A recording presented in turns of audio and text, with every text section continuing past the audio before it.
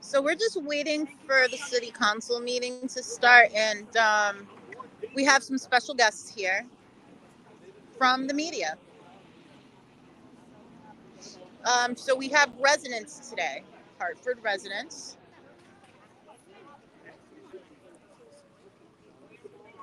and we're just here.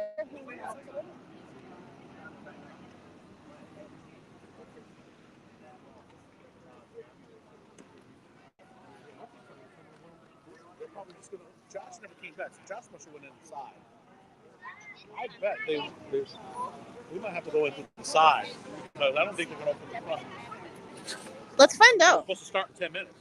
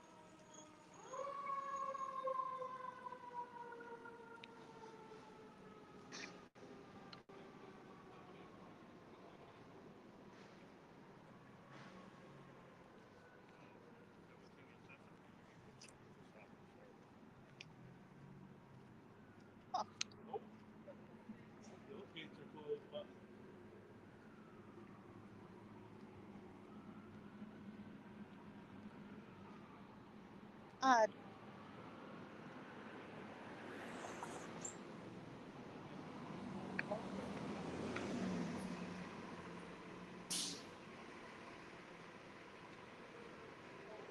Yeah, it's open.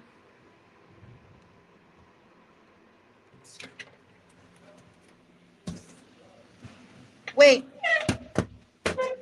Go get the crowd. Go get the crowd. Let them know that the doors are open. The doors are open over here.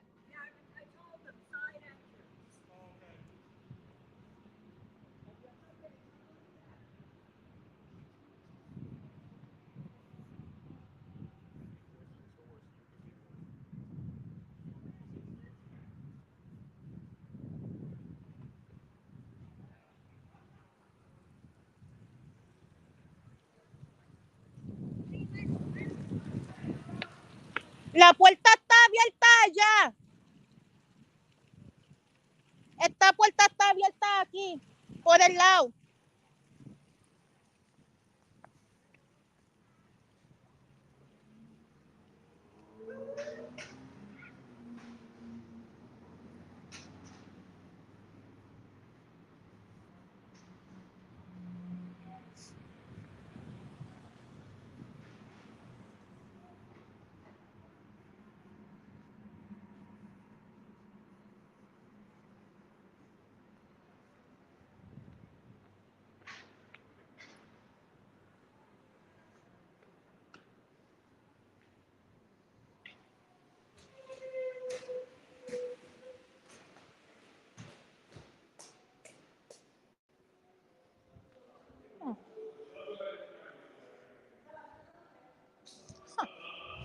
So I wonder if this door is open.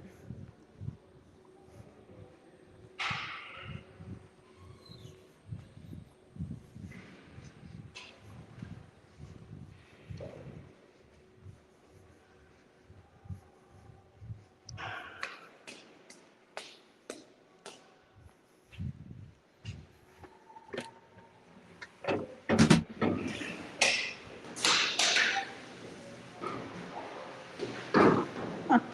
Well, that's locked. Now to find the city council meeting.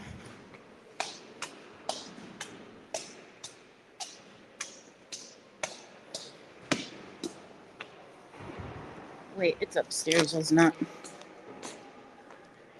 Okay, guys. Well, I can go up the stairs. I choose not to. So we're taking this trip together.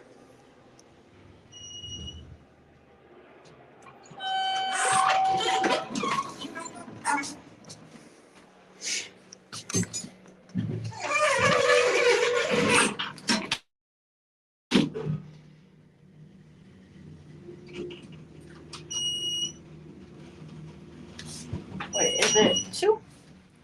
Or is it 3? It is definitely 2. Wrong floor, so we're going to the second floor. Side note, make sure to register the vote.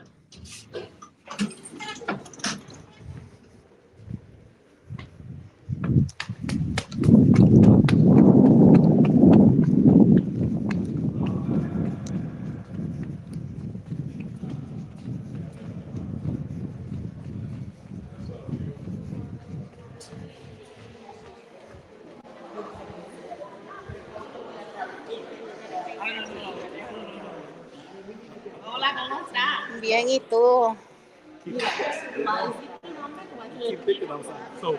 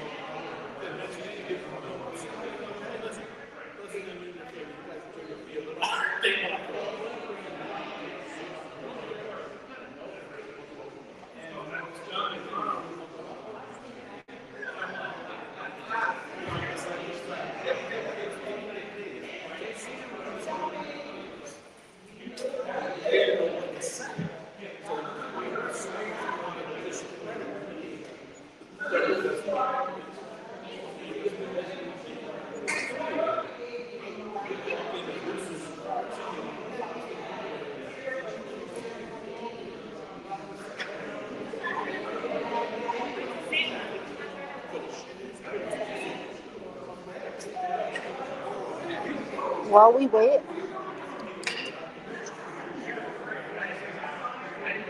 just to show everyone,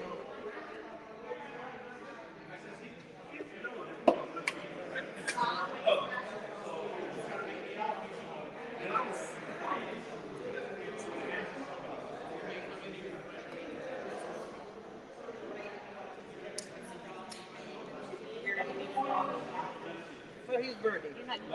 It's still the individual's choice. A lot of people get triggered.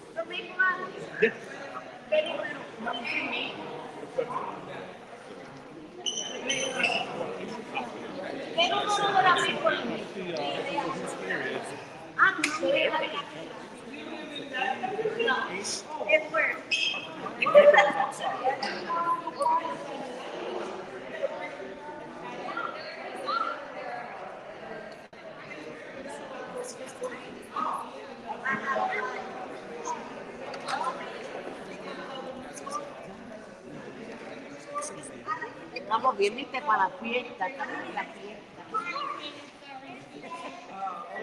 Huh? Yes. I gotta send them the pitch. Okay.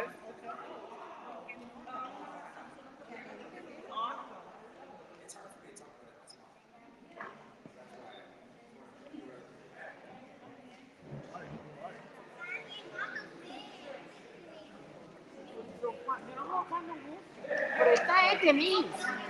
Denise. Denise. John Gale looks so worried right now. Yo, look. Zoom in his face and take a picture real quick. Zoom in on John Gale's face and take a picture because this is wild. Look at his face, yo.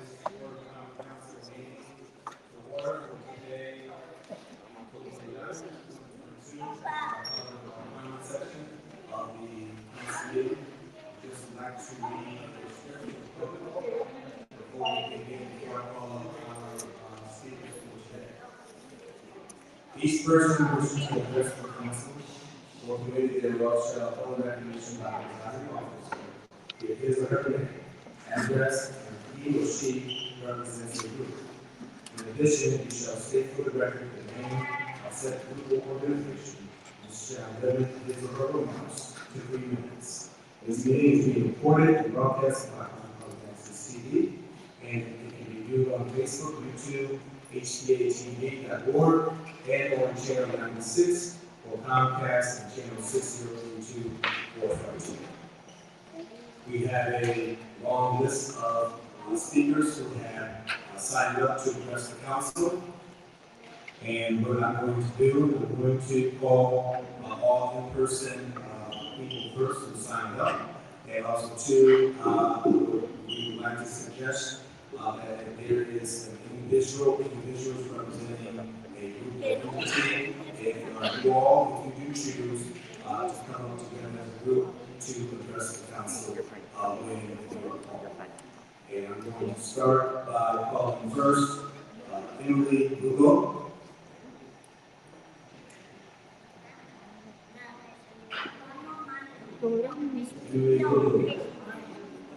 Emily Lugo. Emily's not here, all right, I'll go back to Emily. Mark Mitchell.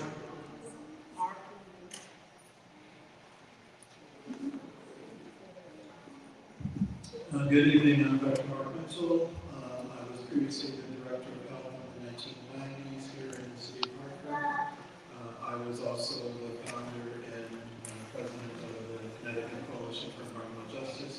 I'm here today as a member of the board of the Maple Avenue News Common and Human Association.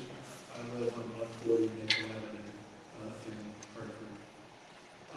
I am here because of parking. The issue is parking on Maple Avenue between Retreat and Franklin Avenue. One day we woke up and they painted bicycle lanes on both sides of the street and removed 40 parking spaces from that block on Maple Avenue.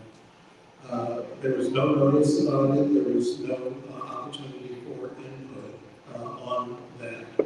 We had a parking problem before. We have 40 parking spaces, 66 units, and many of our homeowners have more than one car. And then there's no place for guests to also park. So my main questions are, what is the decision-making process for changing the parking, for changing the street outlet?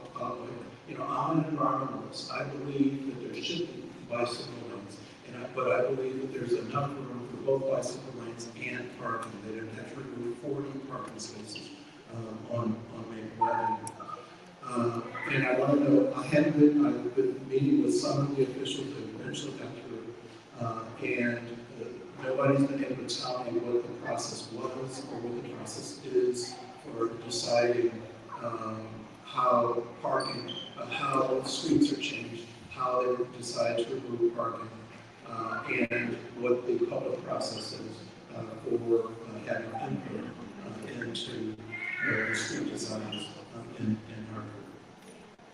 And I will stop there. Thank you.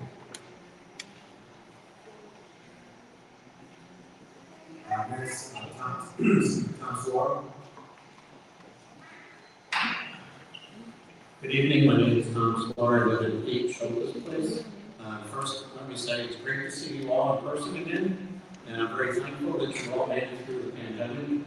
But I'm here to oppose the creation of a food truck park at the Casona location because, frankly, Weathersfield Avenue has not yet recovered from COVID. When the bars were closed, people flocked into the city to have wild parties on the street that were totally out of control, culminating with a riot where police were attacked and cruisers were damaged. The police have been very responsive, and with the installation of the traffic calming barriers on Weathersfield Avenue, things have improved considerably, but still it is far from being ideal. We still have a certain contingent that does not want to give up on those street parties. And food trucks attract them into the city. And let's be clear, we're not talking about residents going out to find some reasonable meals or some family entertainment on the weekend. These are people coming in to purposely terrorize the city, going around through the streets, creating incredible noise. I've recorded 80 decibels in my living room with the windows closed. So these are intentional acts to terrorize. My wife will speak more about the problems on the Warren Avenue and the food trucks there. There's also a party zone up by the liquor store on Weathersfield Avenue. The idea of creating a third hotspot on the party loop is absolute insanity. I will agree that this could be a transformative proposal, but not in a positive sense. It will be the final straw that drives another batch of homeowners out of that neighborhood, and those will be replaced with probably less stable rental properties, many of which are going to be managed by out-of-town landlords. Common sense says to propose this proposal. Thank you. Thank you. Next person, Good day. It's wonderful to be standing back here again after 2.5 years. We're seeing the democratic process more with people who can be here. I live at 80 Weathersfield Avenue in Hartford. My name is Anna Tivian. I just want to say briefly, I agree completely with Tom Starr. I also live on Weathersfield Avenue, and the location that's being scouted is not the proper place for a food cart. Now I want to move on to two other things briefly. And they involve the council in a tangential way. The first is, and you will hear from him later, he's here, Christopher Dukes. Justice for Chris Dukes. 4.5 years ago, Chris Dukes' then wife made a false 911 call to HPD saying her husband was barricaded in the house, that he had hurt her, that he had guns, that she was frightened to death. A SWAT team came out. The street was closed. Chris was arrested. He was brought to the jail in Hartford, where he was told he was going to be held on a $750,000 bond. The next day, they couldn't let him go yet, so they sent him over to the regular city jail.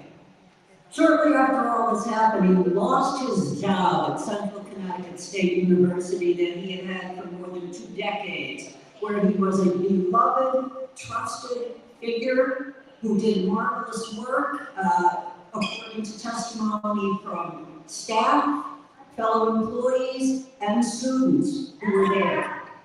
He also ended up losing custody of his 2 children that he had with his wife because of this false 911 call. And even now, all these years later, he is only allowed to see them on the occasional supervised visits. Everything that he said was disproven in court.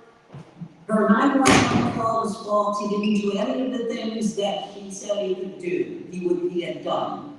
Evidence was destroyed by the police department. Evidence that he had provided, and hundreds of papers of official documents. This man needs justice. Something has to be done about that. And the Hartford Police Department needs to be accountable. The last thing I'm going to say is all these people you're seeing here today, the majority of them, are tenants of rental buildings. I have been following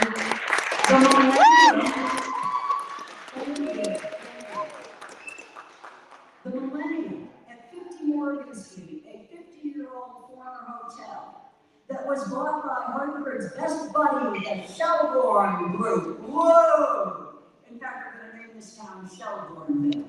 Those tenants are suffering huge health and safety violations on that property that are constantly reported to the management, to the ownership, and to city officials. I'm just going to close by saying this. I have been there. I have seen these egregious violations. The Director of Development Services, who has housing and buildings under him, said he sent someone out there, an inspector, a couple of weeks ago, and he saw no violations. He must have become with a seeing eye dog, because anyone who walks in there can see them. These people want justice. They want the problems fixed in their building, and the city is ignoring it. You can't bend over for Shelbourne just because Mayor Brown wants you to. You represent us. That's why you're sitting there. You don't represent the mayor. You don't represent the city staff. You do not represent the BTC. On their faces real quick for the photo. Take a picture of their faces real quick.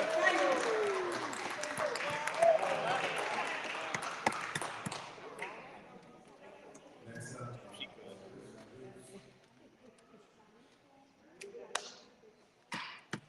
Justice for Dukes. Just as a courtesy reminder, the speaker has 3 minutes to speak, and our timekeeper is Councilman Josh. Thank you. My name is Christopher Dukes, actually. Ann just mentioned me. As a voting tax-paying constituent, I am demanding that this council rejects the tentative collective bargaining agreement that is before you this evening until the citizens of Hartford have an effective code of conduct for our police force and a police contract that no longer includes the unfair protections which eliminate transparency and accountability while hindering the Inspector General from fully addressing police misconduct. In September 2022, the Civilian Police Review Board substantiated more than 10 civil rights violations committed against members of the public by Harvard police officers. Yet, Luke Cronin, Jason Doty, and this council remains silent about these atrocities against the public. Your silence remains violence. Since 1989, wrongful incarcerations have impacted the families of more than 3,200 known exonerees. More than 900 exonerees were convicted of crimes that never happened. That's the category I fell into that Ian talked about. Examples of that misconduct include what Ian already mentioned. Harvard police officers crossed the line in 2018 when they engaged in misconduct to shore up false accusations made against me.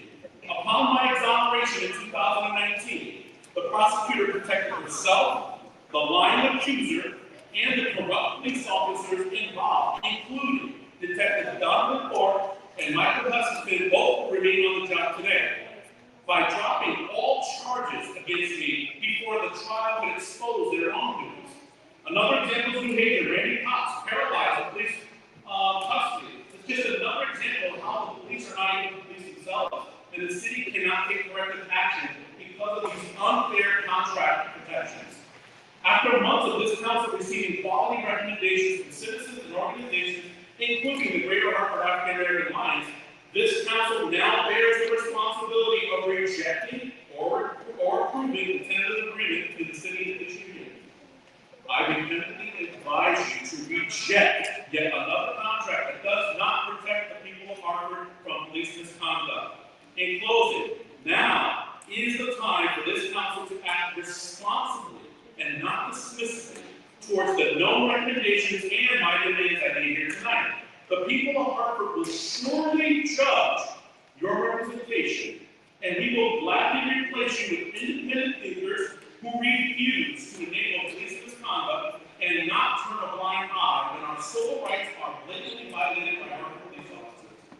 Did it ever occur to you that the number of vacancies and recruitment struggles have more to do with the fact that there are decent people with a conscience who are not interested in working in a department where so much corruption is allowed to run rampant? Yes. Lastly, protect the people of Hartford.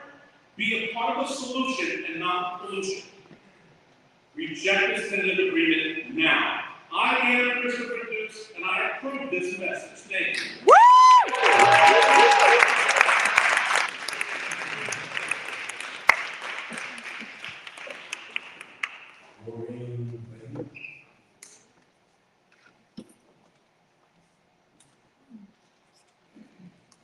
I'm Maureen Lakey, 50 Morgan Street in Hartford. I moved into the Millennium in June of I moved in March of 2021, and my landlord took over in June of 2021, and I have been a tenant for his entire management of our building, and I have a lot of information about the stuff that our landlord has been doing that is egregious errors of human judgment against the residents of that building. I'm just going to recap the past few days what I found out about him. I found out that the building department has been to inspect the work in our parking garage, which supports our building, 17 times in the past year, and numerous times they have not done the work to specifications. And this is after there was an article in the Hartford Current where several leaders of local government stated that there were no known problems in our building, and it seems that they have randomly been not following rules. One of the main issues was that they have been allowing tenants to park for 8 months in an area that should have been condemned, and this was never addressed. The building department never checked. And they don't care because they don't have enough parking for all the residents in the building otherwise, so they don't care if we park in a condemned garage that falls on our cars. I've been out $500 for an insurance deductible because their garage fell on my car and they refused to reimburse me. So that was Saturday. On Sunday, my neighbor called me because there was a man naked jerking off in our gym. He does this for his OnlyFans channel, and he's been doing it for months. He used to be a resident in our building, and management has refused to take action repeatedly. And as a result, at least 3 women in our building have been exposed to this man's sexual activities. So my boyfriend and I went down with our video cameras and chased him, and he ended up assaulting me because I got in his way. That was my Sunday. And then 2 o'clock this morning, I was woken up by an emergency fire alarm going off, and I had another one going off at 4 p.m. But in the meantime, everyone in the city is saying that there's nothing wrong in our apartment building. We live in a high-rise. There are a lot of dangerous situations going on, and I'm going to email you all about them so that you can all review the evidence that I have, because people are in danger and people are going to die if we don't take action. Thank you.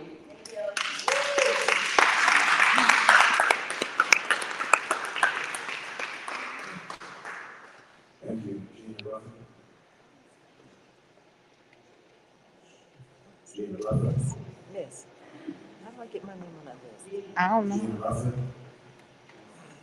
Okay, moving on. I think you gotta. Okay. Let me ask.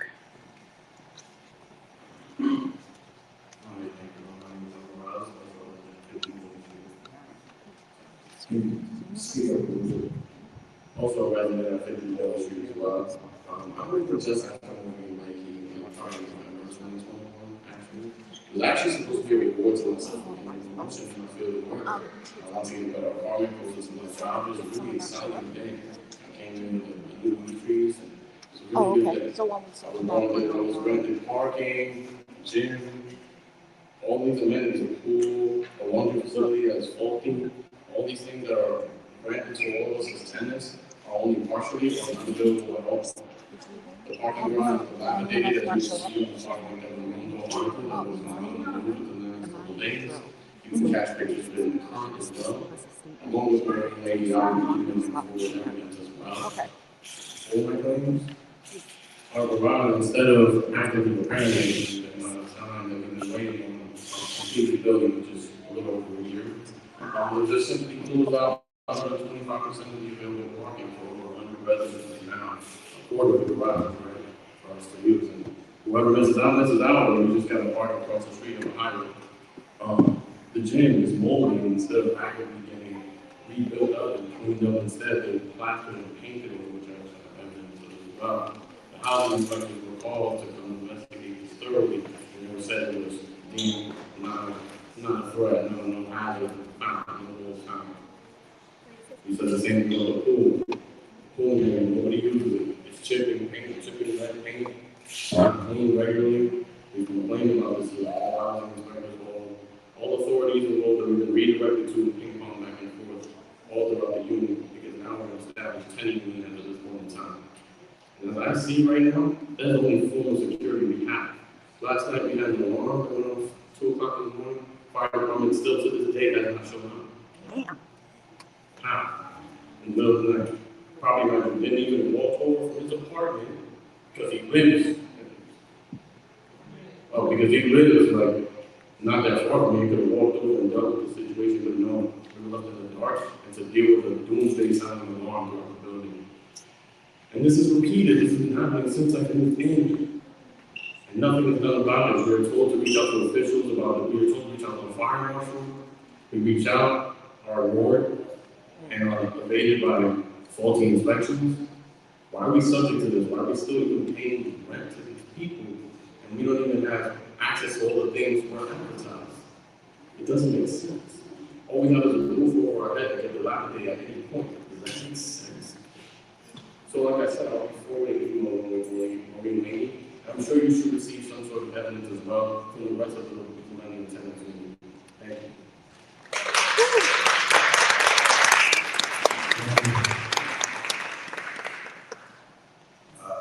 Quick question. How many spaces are alive in this neighborhood? 37? Over 100 residents because they're staying. Thank you. Zach Williams.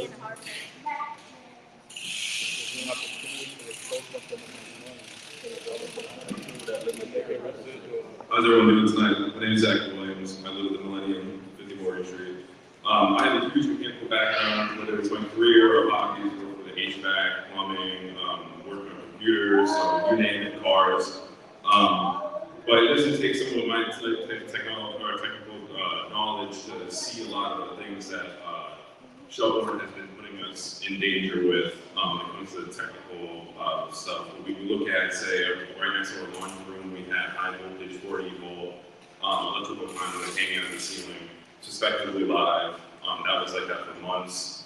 But then you use a piece of wood to prop it up, keep it out of arm's reach. I personally cut myself when I was bringing laundry on the corner. Right to the right of that, again, as Maureen had said, we had that whole ordeal still ongoing with someone exposing themselves in a room that was not sanitary to begin with, that he was doing stuff in there. So even his life was at risk because there's an ongoing sewage leak in the wall in that gym where that stack for, we'll say, probably 10 apartments, it'll get backed up, can't go out to the street, there's a sewage, and it'll come out of the tub, drain down the walls, and then the actual walls of the gym get impregnated with sewage, and it's in the floor tiles, so it's completely unsanitary. That's one of the things that we're supposed to have as amenity. The parking garage, we can talk about how the concrete scouring is happening. You have metal rebar that's exposed that should not be exposed. The town has repeatedly told us it's fine. We have proof that's, that they've been there, as Maureen said, numerous times recently. We're parking there. There's been times where men are using concrete socks on the actual parking garage ceiling right next to cars, so there's no warning. Again, there is no equipment you can use, like OSHA violations, no hard hats, no glasses, no proper safety shoes. There's no cones up or anything. So this is a very common way for them to operate. For them to operate the building. A lot of these things, most of these things are avoidable. Electrical conduit falling down, shouldn't be there.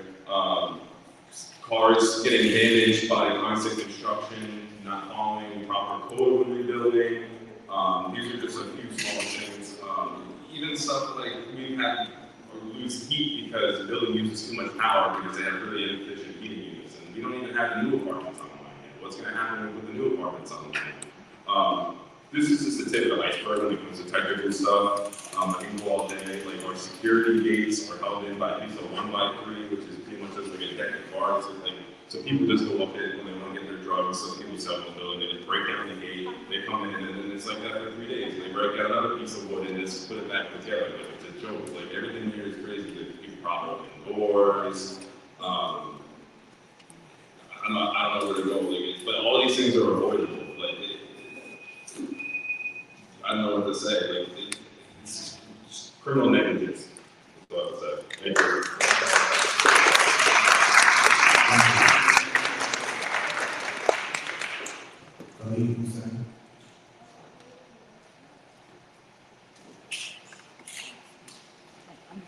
Hi, my name is Khalid Hussein. I'm a resident of 50 Morgan Street. I moved to the building a year ago, where it was advertised as white luxury building. It has a parking lot, was not running on construction, it was nice in the old management. When the landlord took over the building in construction, the entire building, I live on the 17th floor and I'm experiencing over 70 decibels of noise in my apartment because of the construction. Aside from the lobby completely turned down and gone, we haven't had the mail room for a while, but we shifted over to a certain place. There's a lot of issues here and there as my other tenants speak over. Aside of all of that, the safety, the fire hazard, every single thing they're running for this building, the mold. I personally go and work out in the gym, and I could have had that experience that my other tenant had. And aside from the mold and all other problems that we have in the building, he still want to raise the rent 5% to the original rent. And when I asked simply, why is the raise? Why are you raising the rent? When I came to the building, it was way nicer than it is right now. and he simply told me, oh, we're gonna have amenity, we're gonna have arcade room, a movie theater, and etc., things that we've been promised to a while ago, more than 6 months. It's been being delayed every single time, and it's been under construction. So above all of that, he wants us to pay extra for what he's wanting to do. And he refused even to negotiate, as well as the swimming pool. The swimming pool is running on salt water, as everyone knows. The salt water is another cheaper way of running the swimming pool. That's not your choice, that's none of my problem, none of my business. What is my business? When I swim in that swimming pool, I look down on the floor, the bottom of the swimming pool is falling apart. I could have a child or a family that he can easily feel on this kind of stuff and choke. Above all of that, the security. Past few months, 6 months ago, we had tons of cars getting break inside our building that should have cameras and have safety system and all that stuff, but the cars got broken into multiple times, and the landlord or the management did not do anything about it. They didn't do anything about it. They just called the cops and they just reported it. They didn't even hire security. That's what we had before, security, and we never had that problems before, but they didn't even bother to hire security or to even look through the building. All of that added that we have a lot of problems, like a resident problems in the building, and people that do not live in the building, that they're going through the floors and causing problems. For example, the guy that we wanted to the gym. And thank you very much. Thank you, sir.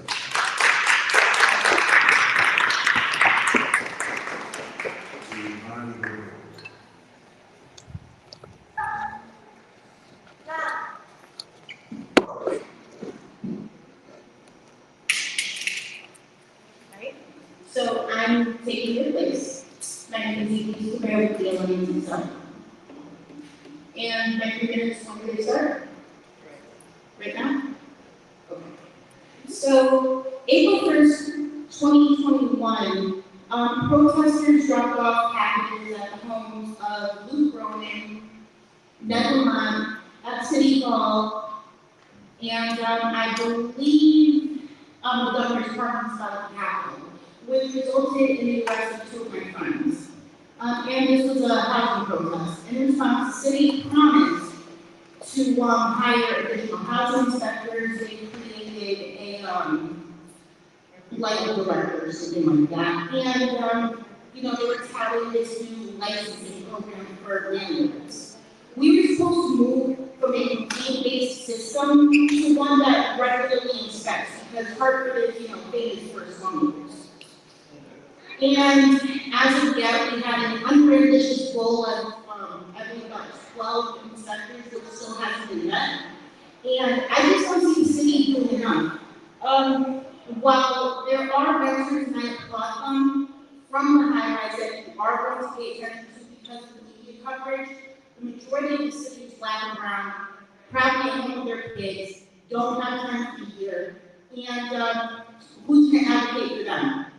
So I do see people here from Avalon. Avalon did protest before. I don't think they've been heard because they're still protesting now.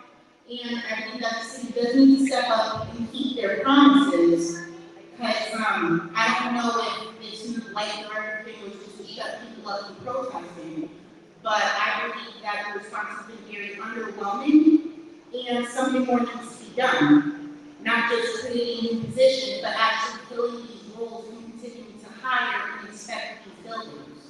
So it's kind of horrifying that you have chunks of time people on cars over on Morgan Street.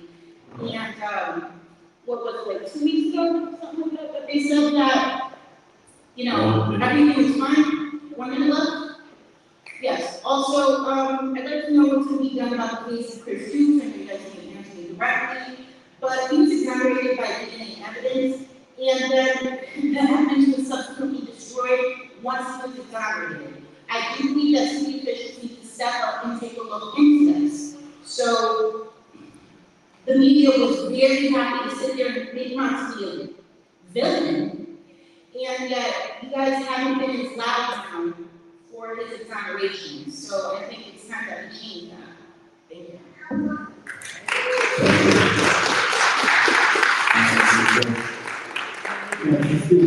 Huh? Your name. Oh, he believes. I know. You believe? Oh. I have a question for you. So you said you dropped these packets off the city hall. My friends, it was covered in the Hartford Current. If you just Google my name, Elise Correa and housing.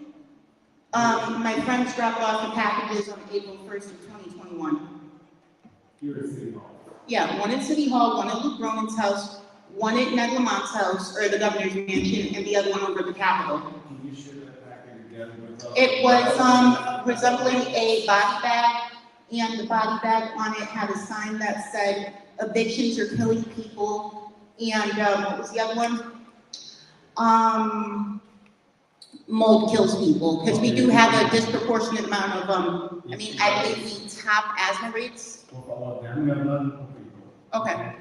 So can you resubmit that to the council? There's three administrations there. There's the mayor administration, corporation council, and the council administration. Our office is right behind this room.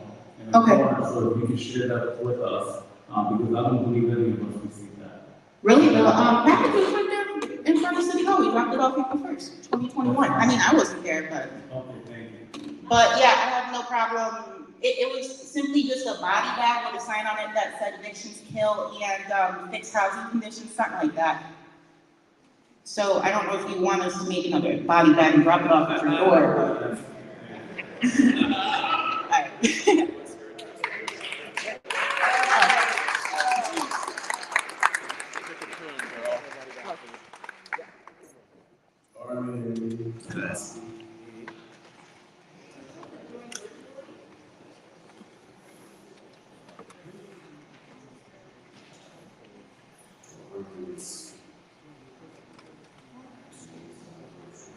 Wait, where's Bola?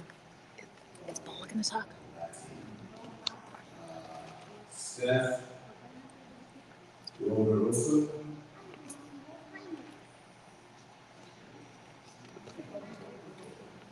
Stephanie is a student and could not be here tonight, so I'm reading this on behalf of Stephanie Rosa, 50 Morgan Street.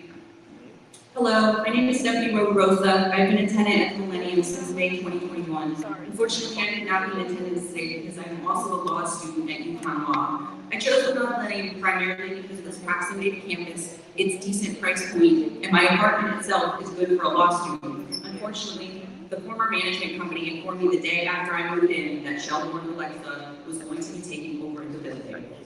I can't attest to the management before, but I sure can attest to the management since.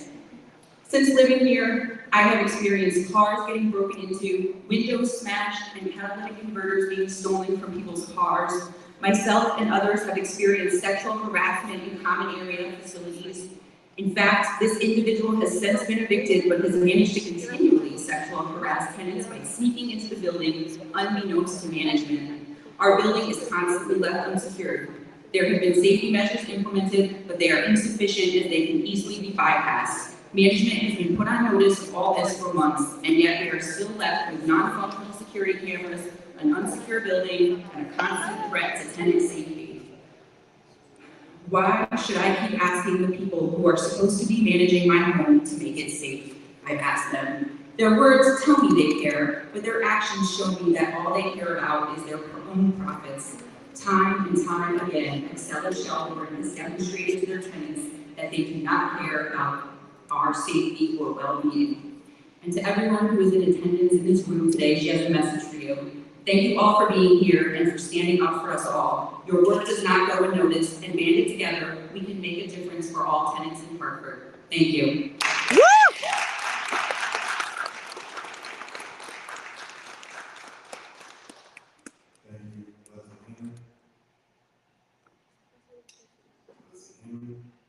I think she's running late.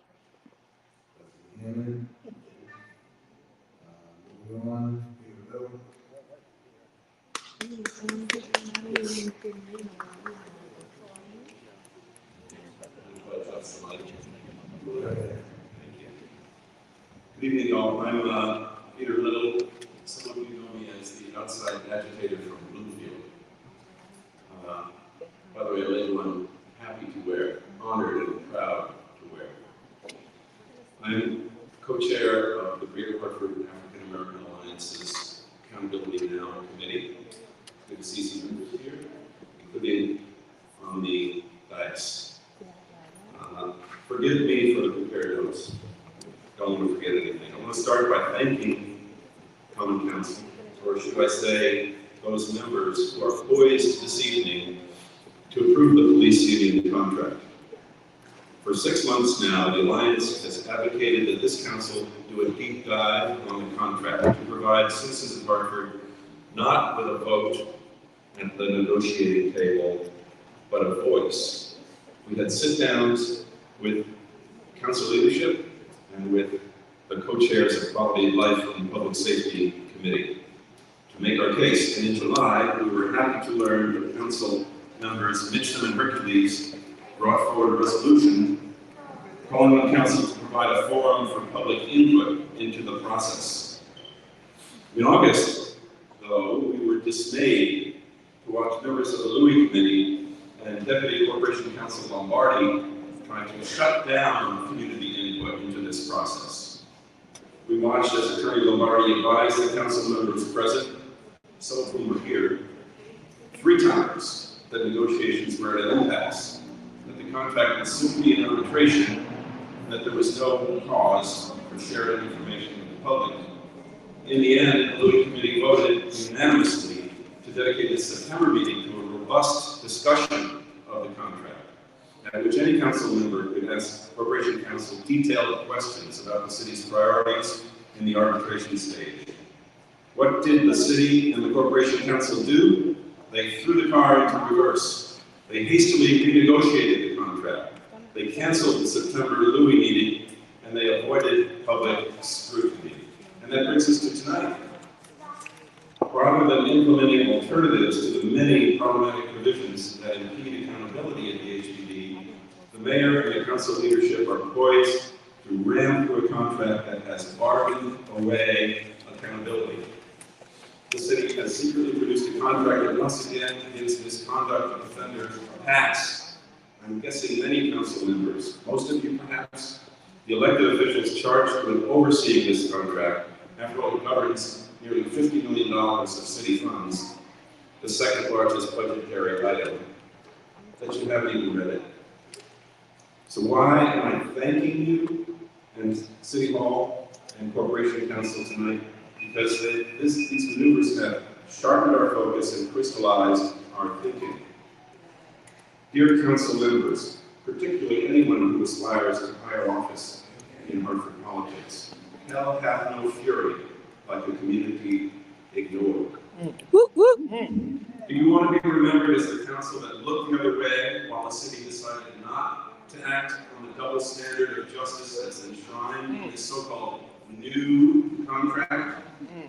What happens if you approve it as is, and God forbid, a bad cop or a dirty cop kills an unarmed kid, or plants evidence and gets caught at it?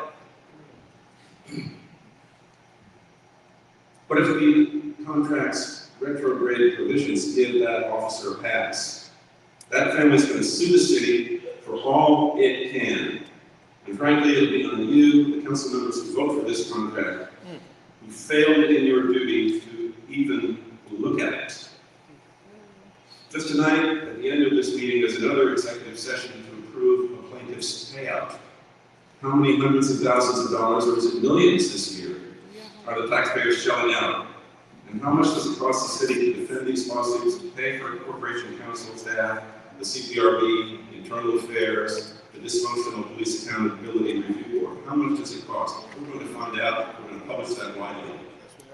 Will this council, who encouraged the HPD to secure accreditation to lower its liability insurance premiums, will you be shocked if Benecom sues the city for $100 million? Thank you, sir. Out of time? Yes, sir. Let me just wrap up in a minute. No, I actually wish you were So October 26th to decide. The Louis Committee is scheduled before then, and we hope you will defer consideration until at least the Louis Committee is given an opportunity to meet. Thanks. Whoop, whoop.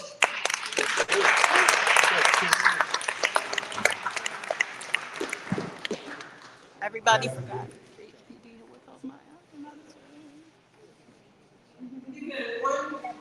It's great to be back in the building. I think as council, you should all open all those doors there and let's have a party of welcome. Because I'm going to let you know that this building is cold and needs some warmth. Okay, so welcome to all these people that came in. I'm very excited about them coming into this space. So I'm here to speak on some concern I have. And the first one is, and as I listen to the resident about their housing, I think we're lacking people that understand what housing inspector means. I think we have incompetent people running the housing department, and we need to make sure that we are looking at that. As council, you need to know who is serving in these department heads. Because if you know not, then you know what's going on in the community. People should not live the way they're living. They're paying their rent.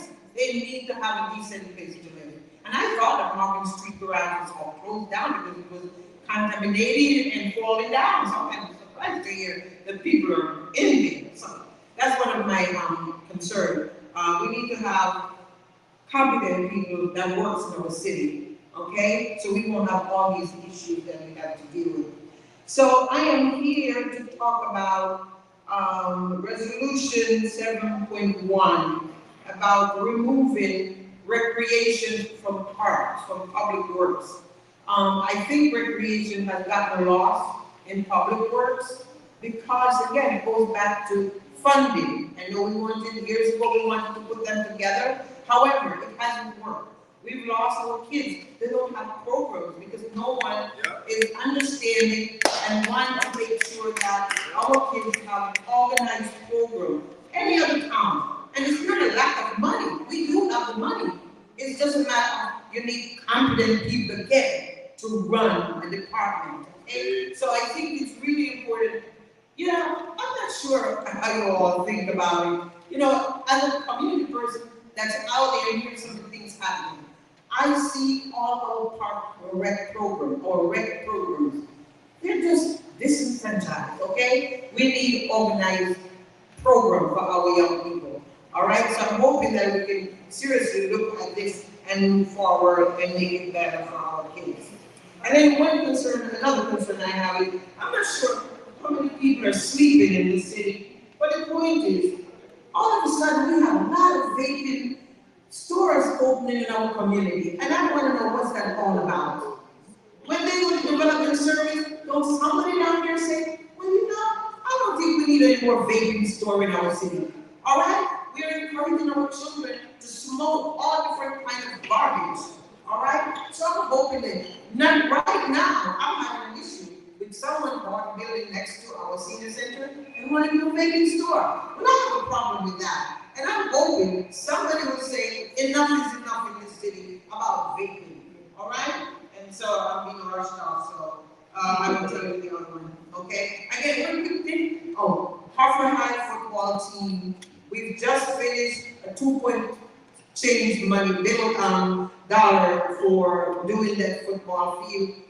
The opening is going to be on the 21st of October, 6 p.m. I encourage you all to come out to that. Beautiful field, turf with lights and track. So I really encourage you. Compliment of Matt Ritter and Nat Dale from the city. Thank you. Thank you.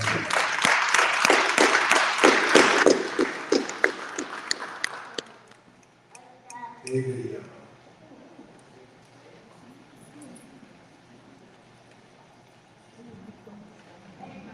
Good evening, everyone. I'm David Donald. I live at 150 Warrington Avenue. I'm the chapter president of Chapter 42 of Veterans for Peace. I'm a Hartford Public Library retiree and proud member of ASPE 1716. I'm also currently, though I don't know how long, a commissioner of the MDC. I saw my job as a commissioner basically to watchdog the other commissioners on the MDC and also to report back to the community about what was happening at the MDC. Basically, that's what my job was as a commissioner, as I saw it. I also talked to workers, MDC workers on the streets for the work that they're doing, and usually would take a rake and clear my drains to the catch basins on the streets of my neighborhood. All of this stuff gave me an eye towards the water that we all need to live. I also served on the Water Bureau at the NBC and the District Commission. However, I received a phone call from a friend telling me that my position had been vacated at the NBC. Now, I didn't receive anything from the Chairman DeBella or CEO Scott Johnson or Chris Stone, the District Council, about my seat being vacated. I'm fine with that. I've been on for several years, and I served adequately. I also would like people to understand that I see the NBC as a public utility, not a business. They're concerned with revenue. That's what they all talk about. They all talk about making more money, yet they want us to conserve water, which we're trying to do because we're in a drought. Even though we've had some rain lately, so that's been good. But the MDC has to stop acting like a business. It has to be concerned about the water rates and what citizens in Hartford are paying. They also, other commissioners on the MDC complain about Hartford because our ad valorem is not taken care of. The fact We of the need matter to is talk that about this because 50% of the buildings in Hartford pay no taxes. And then people come in here and use our water and our sewers and then leave the city. So that's why that happens. We need some more pilot money to straighten that out. The other thing I'm here to talk about is my libraries. I think it was poorly thought out by the mayor to shut down 3 branches of the Hartford Public Library. You have 5 or 6 schools in the South End that have no libraries to go to anymore after school lets out. That was not a good thing to do. Thank you very much.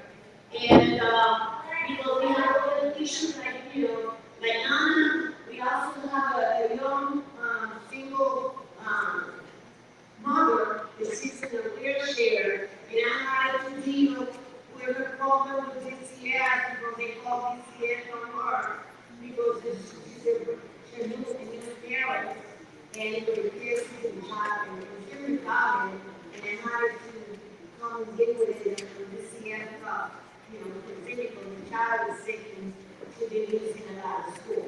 But I think it's something that has to communication, a lot of communication variances in the school, and the lack of programs, I believe, because they, as I was asked, that there is no, the parents open doors and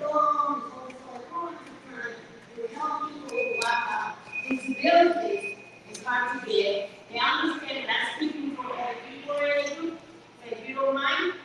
So, I'm in a situation, and the Linda situation, and we also speaking for an elderly person, that is Sylvia, who has been abused. She's an elderly person, has been abused by this housing manager that is no longer paid a common label, legal realty, and trying to say abusing tenants and abusing elderly tenants while being forced to move out of their house, and they are really talking about joining their security deposit. And people are afraid to speak with it because also legal has forced people to pay on the top of the Section 8. They have also asked the people to give additional money, all right? But you have to be able to do it because people are afraid to speak up. And this happens because they're afraid to be displayed, And that's the case. My personal case is that I just find out that I don't have a car. I'm using my medical car. And you let me use it as a car. And you live in another town on the state perimeter. I'm not giving car taxes in Hartford and in the place you have a car registered and insurance. And you pay taxes in that town because you can't use his car so that I can move around. And we need to look at this contract that we have with the municipal tax service, which I believe that the agent for is the car crossroad. And we need to look into the law, we need to amend the law because we're not rich people. And we have issues. We have no landlord issue, we have security issues here that we need to take care, and we depend on you to fix up these problems and the mayor and our state rep or our senator. Because we are not about just voting because we're voting. We voting because we expect to be represented. I'm going to take our interest.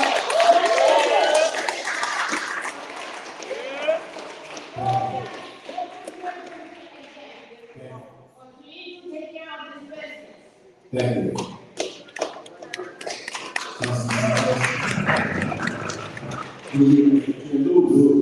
Yeah, dígame. Can you give me the advice again? Adriana. With Adriana. Area page, three areas. And yeah, that's the no exit.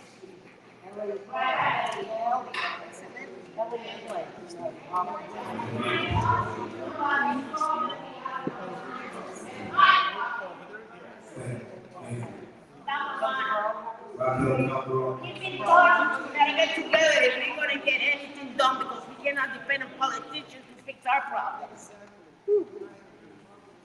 Yeah, I got it.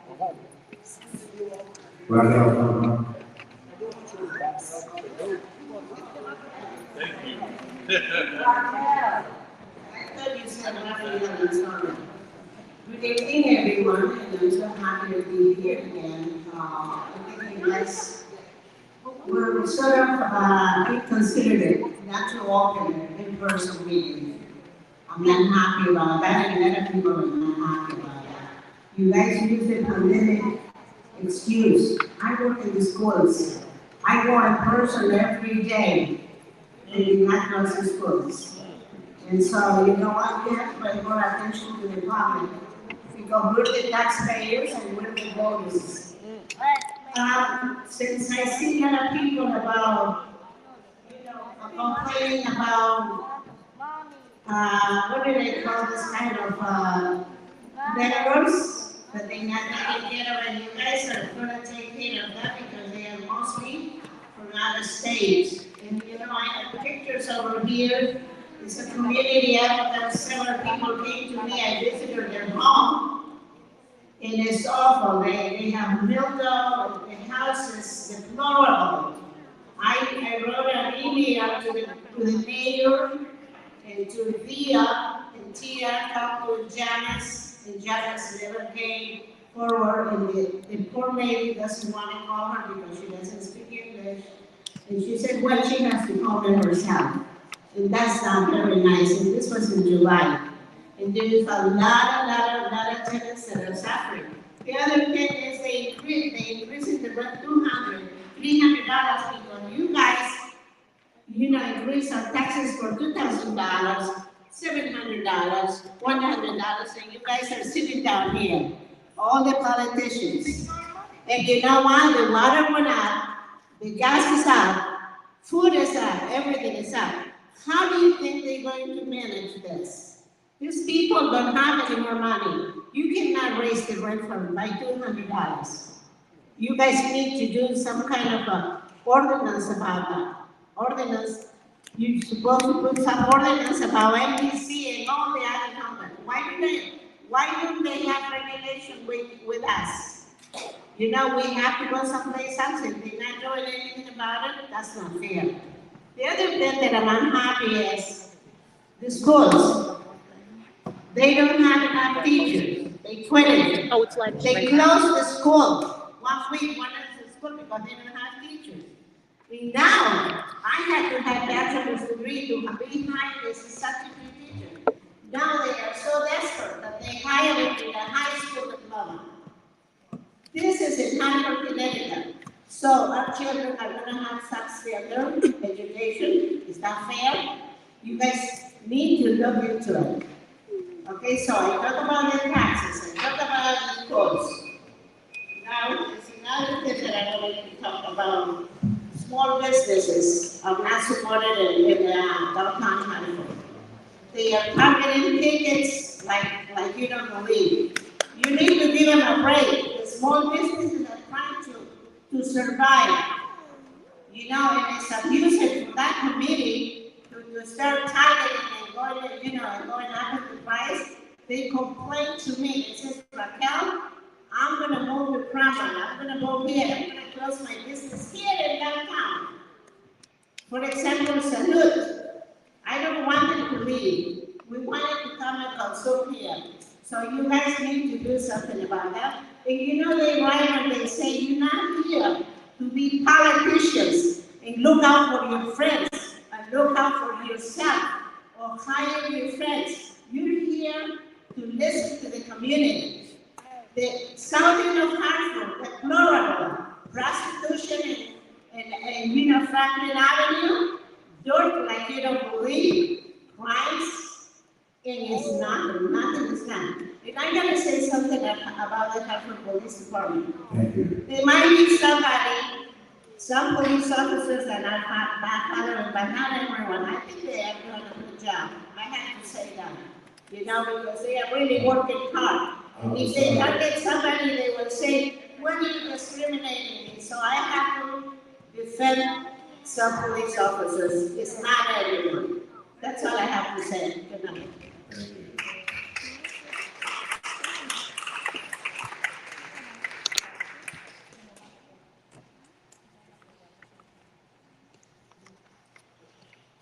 We're moving to our virtual people sign up virtually. Donna Swore.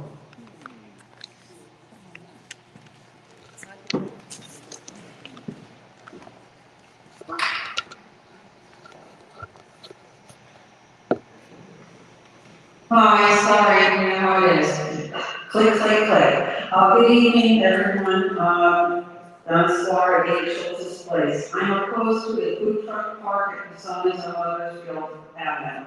Hartford Police still struggles with keeping Weathersfield Avenue safe and maintaining a reasonable quality of life. The ongoing current issue of the 2 food trucks and miscellaneous outdoor trucks on Waterway Avenue attracts unruly crowds.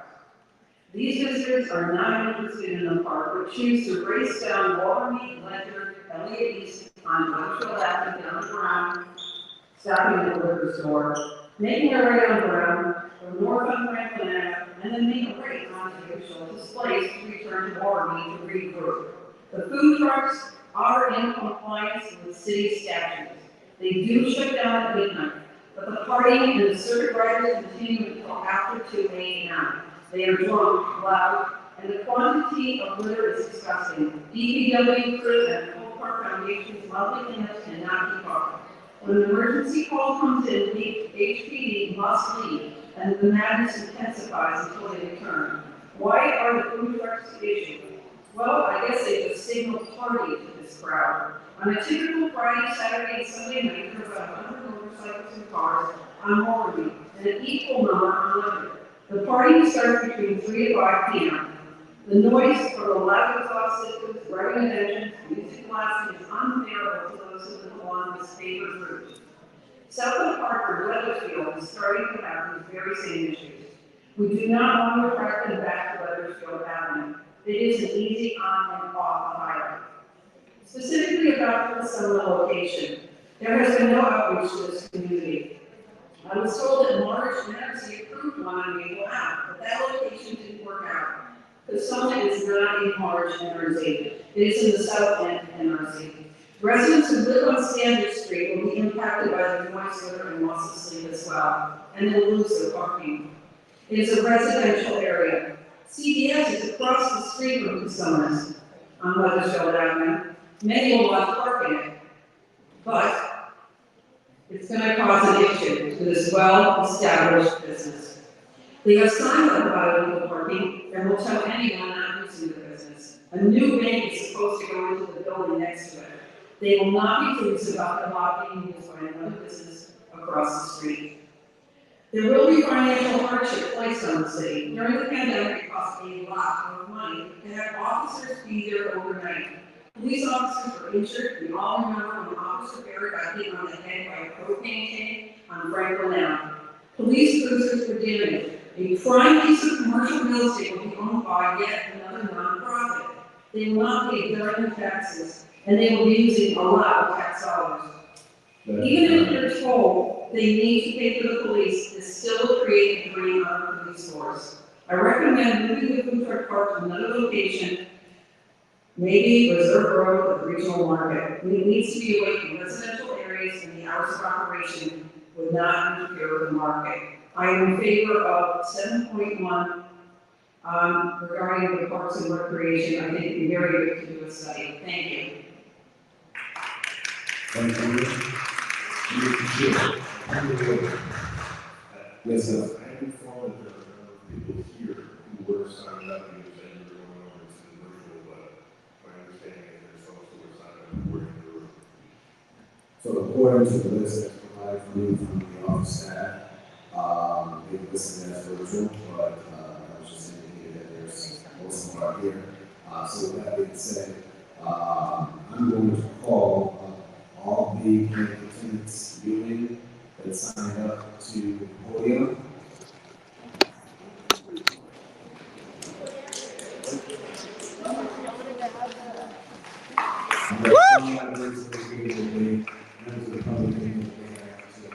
So I think it would be important for all of us to hear a person to speak on behalf of the union. We've got about 20 people signed up who all signed up, and so we will be speaking. Okay. We're going to have a vote that speaks Spanish to a person that we have an interpreter in this that needs to leave. And I guess there's a future recommendation to the council to add interpretation from the languages for folks since we have to bring on. I will let them go first. Thank you. Now, just for those that you want to speak individually, course, that will come to the podium to speak. You do have 3 minutes to address the council. And please state your name, and also to your address and who you are representing. So I have a list, and I'll just go off the list. Stefan Keller. Kelly, I would say. Okay, all right. Councilman Clark, I think that they would have to go to the interpreter something that. Who's that? So that would be Juana Tamanes and Victoria. Okay.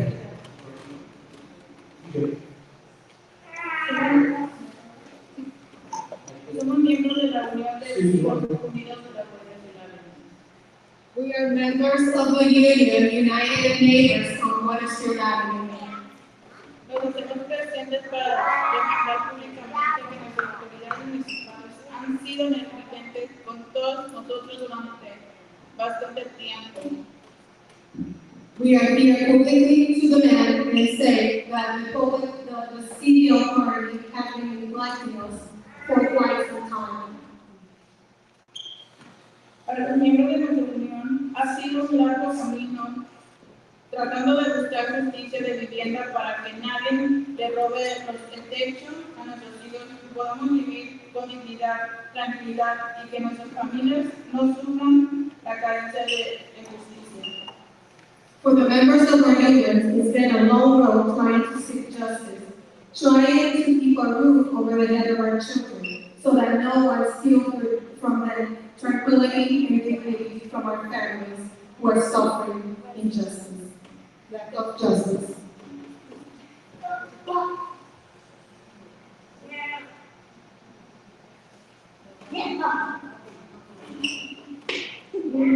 Durante el proceso nos hemos tenido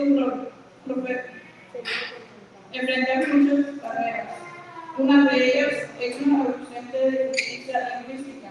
Todos los materiales, la tierra papelería para mejor nuestra vivienda humana. Todo está en inglés. During the process, we have faced many barriers, like absence of language lessons. All the materials that are claimed and are provided to us are all in English.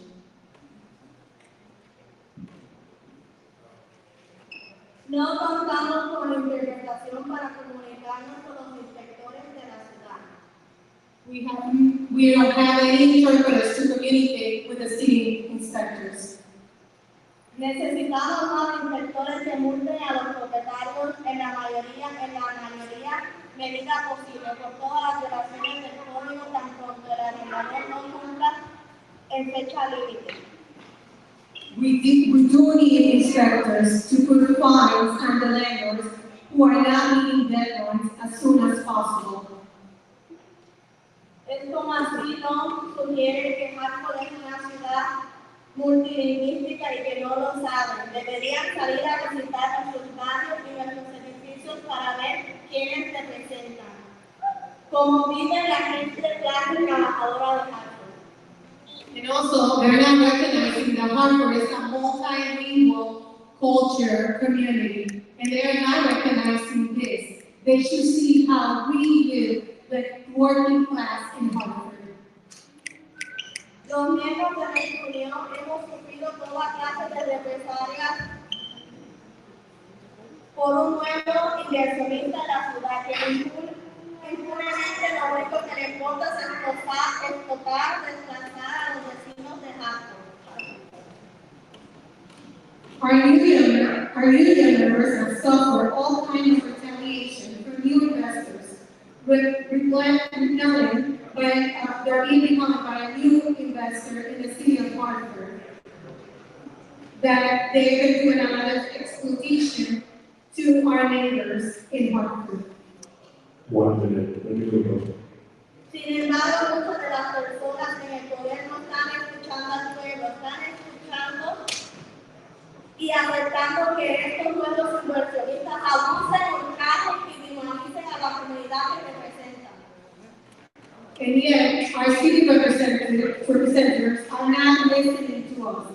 They are accepting that these new investors abuse, outrage, and demonize the community they represent. What do we want? What do we want? What do we want? What do we want?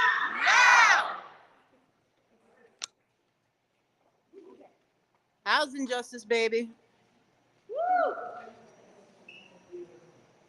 All right, thank you for your remarks. Marcelo Garcia.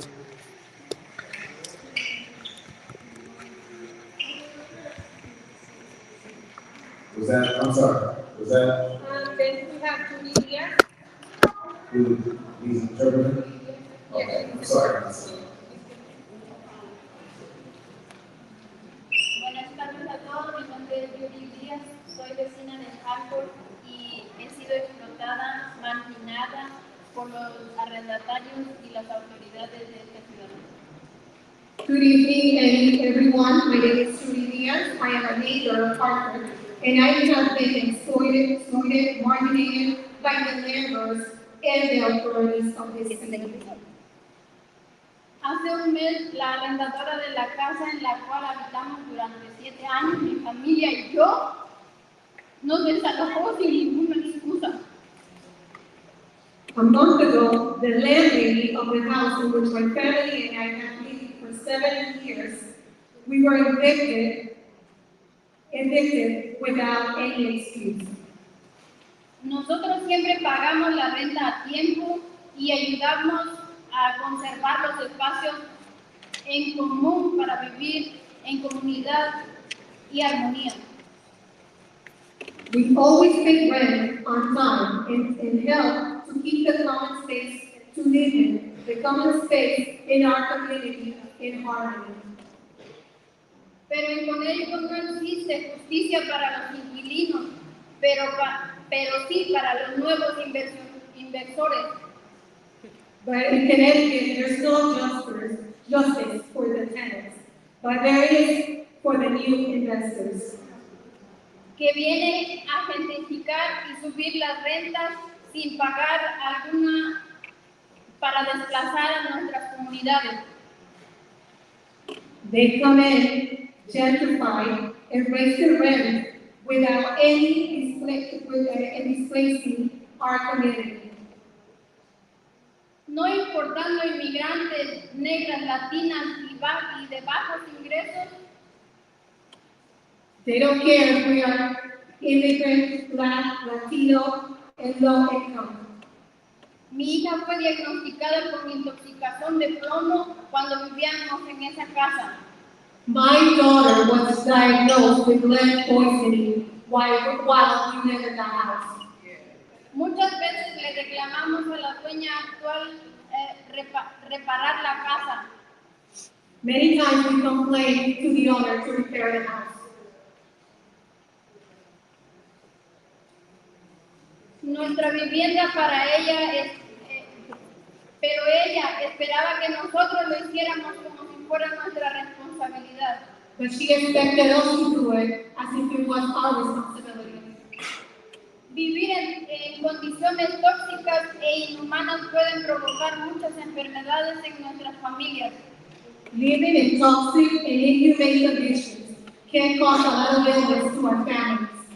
Y ustedes, señores, del consejo, the new council members, ¿qué van a hacer? deberían estar cuidando a nuestras familias de Hartford. We should be taking care of our families in Hartford.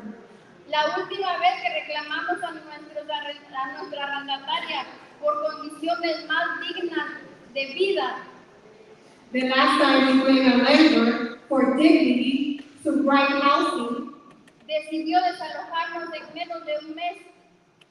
She decided to take us out in less than a month. Fue estresante para toda mi familia entera después de la pandemia. Estamos tratando de sobrevivir.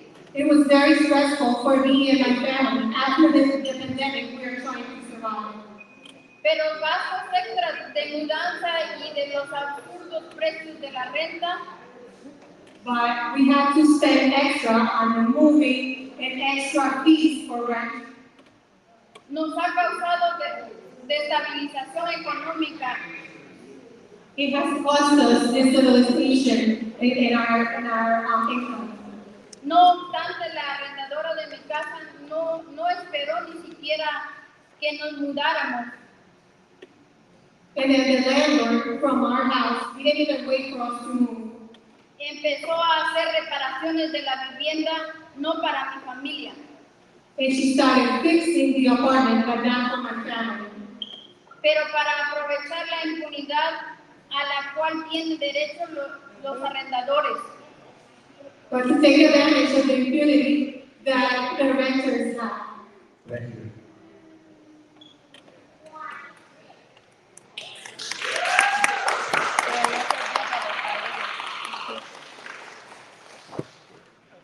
Ms. Nelson. Good evening, Marcelo Garcia. I live at 7 Main Street in Hartford. I believe we need more city inspectors, not just city inspectors that will also do their job.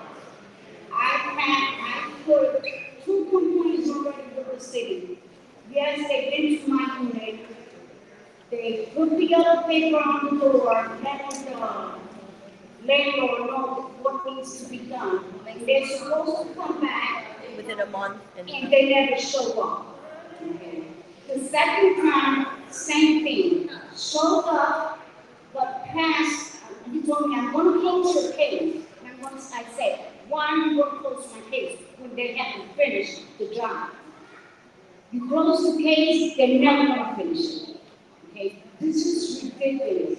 They raise the rent to apartments they're not even worth $500 because they're not. Fix the apartments, then you raise your rent if you want to. Like I said outside. North End, South End, you want to call it the ghetto, whatever you want to call it. We're still human beings. We don't need to be treated like that. And you're not going to stop. You're going to continue. Somebody has to listen to us. And we're going to keep going and going until you guys do. Thank you.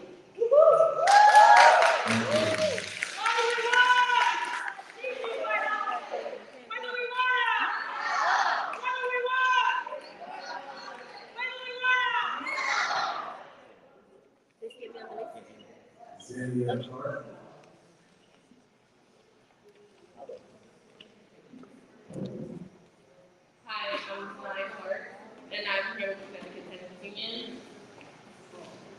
I live at 887 Cotton Avenue, and I'm here because the building is owned by Maple Management, and I can attest to the infestations and the bugs that basically run the building. And I don't want to get too into what's going on with the problems in the building, because basically you should all know what the problems are, because we all showed up for the same reason. We just need some help. We need you guys to make changes and set a new standard. We can't keep living in fear and no one caring about our health and safety is serious. We need you guys to seriously listen to what we're saying and make some actual changes, because it needs to happen now. It's not tomorrow, now. It needs to happen now. We need changes, and you guys are the only people we can look to for this change. So can you please find it into your heart, or whatever you have to do to get things done and get it done, because we are all here fighting for the same reasons, and you know it. We've heard it a million times today that there's a problem when you see the photos. We're not making this up. We're not just creating problems just to give you guys a hard time, because that is not our intention. We just need change, and you see it. Thank you. No more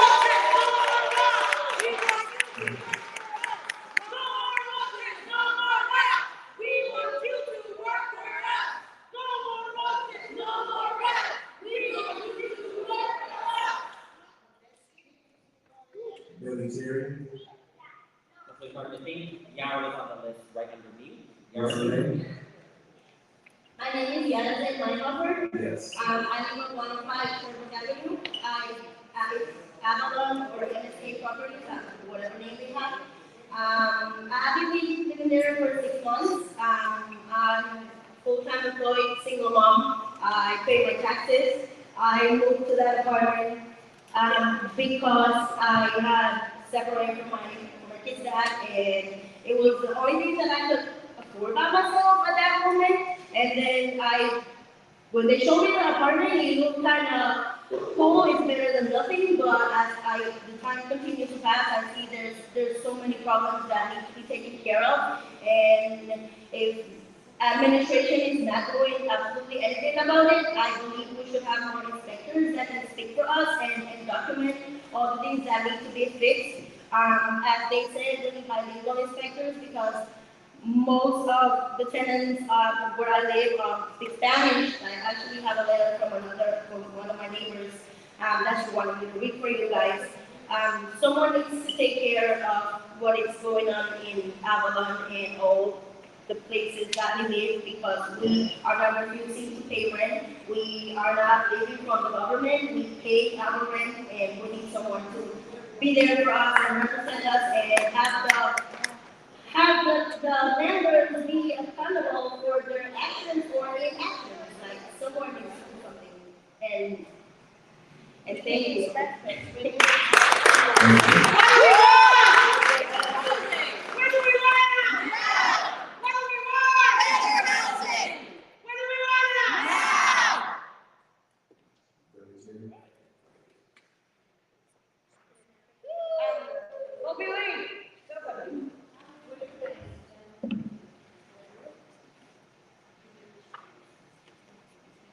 Hi, good evening, City Council and everyone else.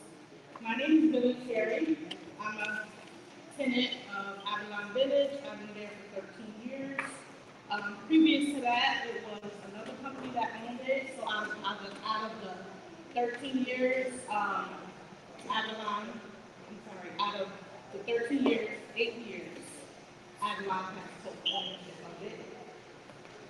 What's your address? I'm sorry, 94B Sherbrooke Avenue. Sherbrooke Avenue. Thank you. It's got up the hill, it's across the street. Sorry. Ms. Terry, can you come a little closer to the mic? Sure. Okay, so out of 13 years, Avalon managed to take over, and ever since then, they've been going down. The property has been going down. We paying our rent, but it seems like the landlord, Avalon, is not paying it down. And so now Maple has taken over, which I doubt that Maple is the new company or Avalon still. They rename themselves. Something that they created just to try and, take the eyes off of them.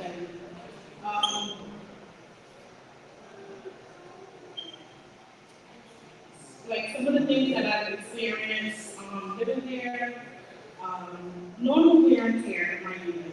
It doesn't get fixed in a reasonable time. I pay my rent on time, I pay my taxes, I comply with I comply as a tenant, and nothing is done. They will tell you in your face, you're black and blue, we're gonna do this, we're gonna do that, but nothing gets done. They tell you that just to, set you up and make you think that something's gonna be done.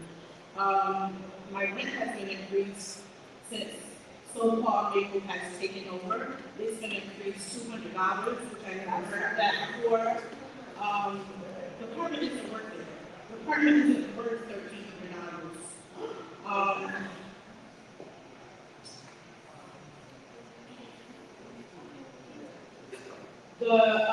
I filed a complaint with the Fair Commission, and they didn't accept. They said I don't qualify for that. So this makes me feel that it makes me feel really pissed off. It makes me feel angry and upset. It makes me feel hopeless. I work a 9 to 5 job, 8 hours, and then have to come home knowing that I pay my rent, I pay all my bills, and nothing is being fixed in my unit. Outside the building, the area is just going downhill. Just a few facts, points that I want to. I'm sorry. We would love to hear you, but we still have more people that need to speak. And so please feel free to email us your comments so that we can actually get through the rest of the people that would like to speak. As I said, we do have 3 minutes for speaking. I'm trying to accommodate everybody to get all their information that they want to talk to the council about. Okay, thank you. Okay, Can you please find the landlords the maximum to the extent of all the possibilities and code violations, please?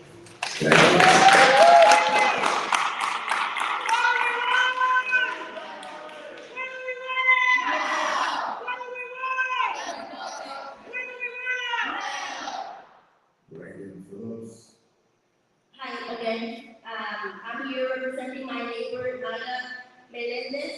She authorized me to read something that she emailed me. I'm trying to go through the list. My name is Teresa Quintana. I am the list and I concede. I'm sorry, your name? My name is Teresa Quintana. I am the list. I am in the list. Yes, when I get to the name, I'll call her. All right. All right, thank you. Brandon Phillips. Hello, my name is Brandon Phillips, and I live at 7 Main Street in a building owned by Local Management. I am here with the CT Tenants Unit to share about the housing issues I have experienced and ask the city to make changes to better support tenants in Hartford. I have been a resident for about 6 years now, and these are some of the things that I've experienced, things from trash being left in the elevator, or in the corridor, as well as in front of the building on the lawn. I live on the 6th floor, and my neighbor beneath me on the 5th floor has been coming up to my unit for about 5 years now. Every time that I run the water in the tub, which tends to leak through our electrical system, and our bathroom, which is a safety hazard. I've notified the office several times. The tub doesn't drain properly. Also, the elevator in my building stops working quite frequently due to fire alarms going off and will not operate for nearly a month until it's fixed. It's a hassle if I have groceries or baggage to bring up the stairs. I notified the office about such issues, and they have been unresponsive to all the messages when this occurs as well. As most problems I face in the building, other issues I have with parking stickers in the building due to the fact that I have no parking sticker for almost a year. When I had my vehicle, it was included in the lease agreement, which you not know. I was forced to park my car on the street, and due to the fact of being in a small neighborhood, sometimes I would get parking tickets if I'm on the wrong side of the street. I don't think I should have that issue. Anybody else who's living here. Also, when I first came to the building, I had 2 washing machines and 2 dryers. For the last 2 years, I've been without it, so I have to walk from Main Street all the way to Flemington Avenue with my laundry every time I need to wash clothes, which is a hassle in itself for me personally. I don't see why I would have to go so far to just do laundry. Mainly concerned with roaches in my apartment. I've notified the rent office several times that I would need an exterminator to come to my unit regularly, giving them permission to enter if I'm not home. And I haven't received that also.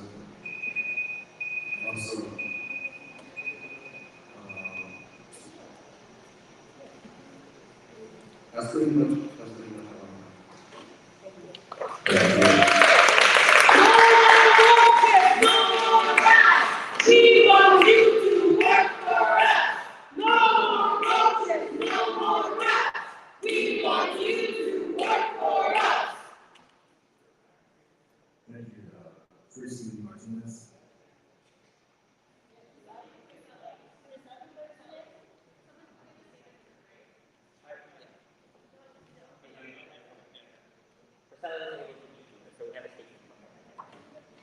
I'm reading on behalf of Jose Martinez at 20 May Street. Hi, I live at 20 May Street, apartment 101 in Hartford. I've been paying $1,000 in rent on the apartment when it was Avalon. Now they are raising the rent to $1,200 if the lease is renewed. I felt obligated to sign because the time frame for a lease was only till the end of September. I have to deal with life. I have had to buy glue traps because an exterminator was not sent, even after I put a ticket in. I had to deal with a broken refrigerator for 2 weeks, in which I also put in a ticket, and it was closed before being executed. The second fridge was also broken, and I had to wait another week to get one. I made tickets for how cold the apartment is, even after the heat is on. I put in another ticket to take a look at the windows, and I had to place plastic covers over the windows to trap in as much heat as possible. There is only one working laundry room, and it has not been cleaned in a while. The tiles from the parking garage ceilings are falling off due to pipes leaking. The trash is horrible. There is only one person cleaning the common areas every 2 weeks. The locks to the doors are broken. Anyone comes in and sleeps in the halls. Maple management has only complied with 2 tickets several weeks after I made them. It is frustrating because they are increasing rents, and the apartments are not worth it. The elevator is broken and no one has worked on it since I moved here in 2019. I had a mold issue last year in which the city of Hartford intervened for Avalon to remediate the fixture. All the inspectors say is that they are tired of going to them with issues, tired of us going to them with issues. If they followed up with me once, it was enough. That's it. Thank you. What do we want? Dignified housing. When do we want it? Now. What do we want? When do we want it?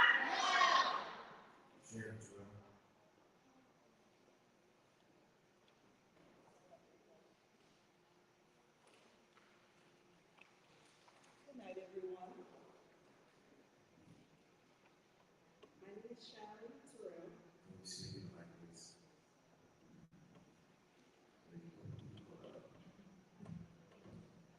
My name is Sharon Terrell. I'm a member of the Avalon Union. I live at 27 Marshall Street, apartment B3. What we are doing today is demanding the city have regular meetings with our union because you serve the constituents, not developers or landlords. We should all be here to hold them accountable. In my building, my living conditions are different than my fellow commoners. From the Avalon Union, we live in humane, unhealthy, hazardous, and unsafe conditions. Many times I feel waking up with my building on fire because we have electric issues and poor maintenance. We have complained to our landlords many times, and we were completely ignored. My neighbors and I, we clean up our hallways and pick up trash all the time, and human defecation. Because there are people in our communities who are homeless, and they are living in buildings where maintenance doesn't exist because they do not have a place to go. Instead of working for developers, you should be working for us, for our Black, white, and brown, low-income communities, which is under constant attack by a system that isn't working for us. We are paying our rent, we are hardworking people, we work hard to keep a roof over our heads, so we should be living in dignified places where we do not have to feel from bottom.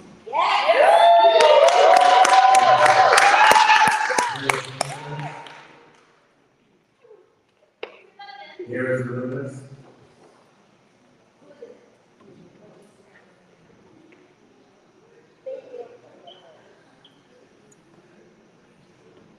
My name is Eris. I'm a member of Avalon Tenants Union, and I'm a former tenant of Avalon Village, newly known as Baby Group Management, at the 887 Asylum Avenue Residency. We are demanding that the city requires management to enforce a safer environment for their tenants by increasing the security of their properties. We are asking them to announce when they are assessing tenants' apartment and why. We are asking to make sure and to enforce the locks on the apartment doors and around the living complexes are secured and working properly. During my time living there, which is only 1 year, I had multiple safety issues with my studio apartment. I was thinking about a specific event my partner and I had to endure. The sink in my bathroom would overflow because of the rain. The water would rise from the drain, and one day at 5 in the morning, I called the 24-hour maintenance guy because it would not stop after an hour of the water rising extremely fast, With no concern, he said that he was going to come at 8 in the morning, and he never appeared. The water finally stopped at around 10 in the morning, so I cleaned up the bathroom, closed my bathroom door, and left the apartment for about 2 to 3 hours because I had to run into some errands. When I come back, my bathroom door was open. My sink had what appears to be small shaped hairs, like stubble. My shower curtain had fresh coal stains on it, and my brand new razor in my tub was not really being used. Someone had entered my apartment, and it was someone who had access to do it. Another time, I had an issue with whomever entered my apartment, and it was one of the scariest encounters I have ever had. After multiple nights of me and my partner hearing the doorknob on my front door being turned and having the eerie feeling of hearing someone in my apartment while we were asleep, I woke up and discovered that my door was unlocked as I slept. This was no longer a nightmare as I slept. This nightmare was my reality. I never felt safe in my entire residency, and this affected me mentally. Whoever had access to my apartment shouldn't have, and whenever someone did have access through Avalon, they should have let me know. Please require that management is clear as to who is in the apartment and when. We need a safer environment for every tenant inside the property, and we need to be more secure and should be safe in our homes, because throughout my entire year living there, I can't say it was a home. That was just an apartment that I was living in, because I never felt safe. We have a staircase that we call the drug staircase, where people come in to sell drugs, do drugs, and to just sleep there. And multiple times, our elevator doesn't work, so we have to use one of our staircases that are near the dumpster that is never clean, or we have to use that drug staircase. And I can just imagine the mothers having to go up these staircases, scared that, something can happen because we have random people living there, and you speak to management and they act like nothing is going on, and they never speak. So please ensure that management enforces the safety of these tenants, because it's unfair that we have to work to pay our rent and our bills, and we can't even sleep safely in our home. Thank you. What do we want? Say what we want. What do we want? What do we want? I have an Antoine on the list of the last name. Antoine here? Okay, moving on, Rose. Rose? She was on the screen, but she dropped off, so let's see if we get her back. She's not there. Okay. Samuel Jackson. Johnson. Samuel Johnson. Cynthia Rivera. Cynthia Rivera. All right, the person I was going to speak for, Teresa Quintana. Hi. Let me start with you might say, well, it's so horrible, why you still live there? Because I have a year contract that I cannot cancel because I cannot pay the 6 other months, but anyway. I'm thinking on behalf of Mayra Melendez, which is my neighbor. She lives across the hallway. Okay, so my name is Mayra Melendez. I'm a resident of 105 Sherwood Avenue, from the Avalon Village Complex. She has been living there for 14 years. They were due to administrative changes and lack of insurance. We have been affected in many ways as tenants from this facility. I personally, can you help me? Been following up informing to the main office about this irregularity. Did John need a translator for some Spanish, for something written in Spanish? Yes, I am trying to. Okay. Okay. ¿Cuáles son las irregularidades? Okay, there you go. Okay. So here's what's messed up in the apartment. They don't have an elevator, their laundry room's messed up. Yeah, so I mean, they got mounted machines, but you know, they don't work. Security on the doors, for the entrance and exits. They are missing lights on various floors. Water is leaking from the roof and it accumulates on the floors and the rug. The rugs are starting to mold and they smell. Areas inside of the, so common areas are dirty and not maintained.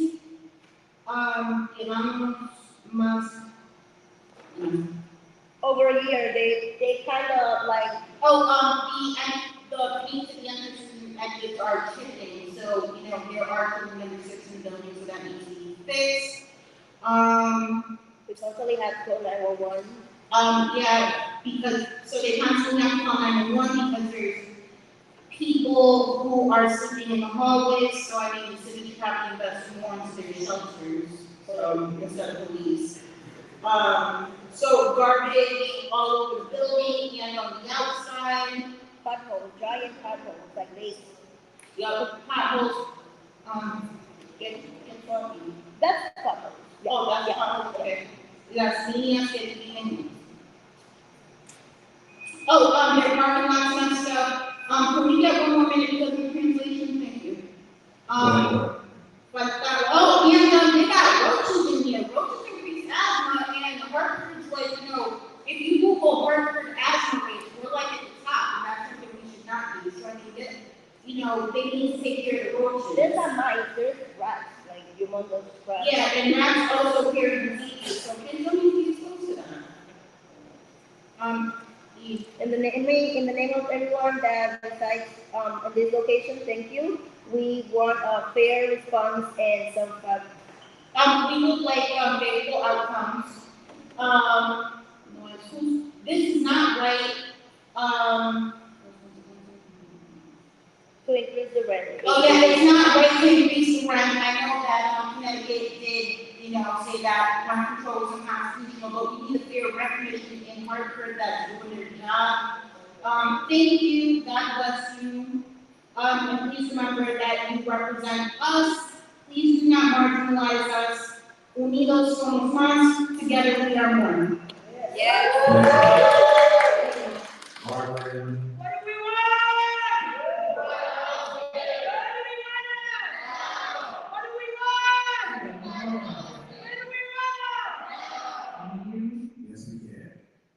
Okay, wonderful. Thank you for giving me the time. My name is Armin Rod, and I have been a tenant as we've been in Hartford, previously known as 50 Morgan Street Apartments, at 50 Morgan Street, apartment number 1706, since February 2003.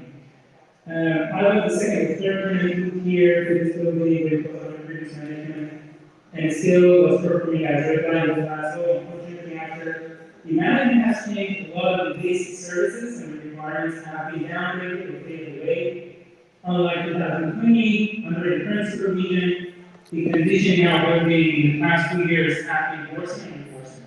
Multiple water outages every week, tens of faults, fire alarms every month, which never has been resolved, elevator outages, continuous construction in the lobby, common areas, and construction in floors 2 to none, lack of security, and so on. As another personal experience, while the building management were accepting the new tenants every week, and we were supposed to have a parking spot on site for our contract starting fall 2021, they were closed the ground floors and 2/3 the parking spots downstairs due to the lack of management and proper planning, and we were forced to park outside across the street in LAC parking at 300 Market Street, Hartford. But we have been disclosing the landlord that there is no security either in our building and over there, and we weren't offered any security over there. There was a break-in in my car and two others on December 1st, 2021. Obviously, no camera. I lost a couple of my camera, two lenses, AirPods, and some other belongings. As you can imagine, neither LAZ company nor Millennium Apartments took no responsibility, and then they stated that the parking there has been our own responsibility. Obviously, I could find the thief and reported that to Manchester Police Department, Hartford Police Department, and funny enough, the following week, the same car that I found my AirPod in using my Find My application took another break-in to 8 other cars in our apartment the following week in December 2021. So I wanted to ask you to address the issues that we have here, and I really appreciate the time that you gave me. Thank you very much. Thank you. Rose, I think it's Rose. All right.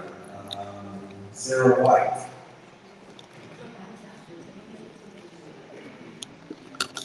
My name is Sarah White. I live at 167 Union Street, and I'm here in solidarity with the Avalon Tenants Union, the Weathersfield Tenants Union, and tenants who are organizing across the city.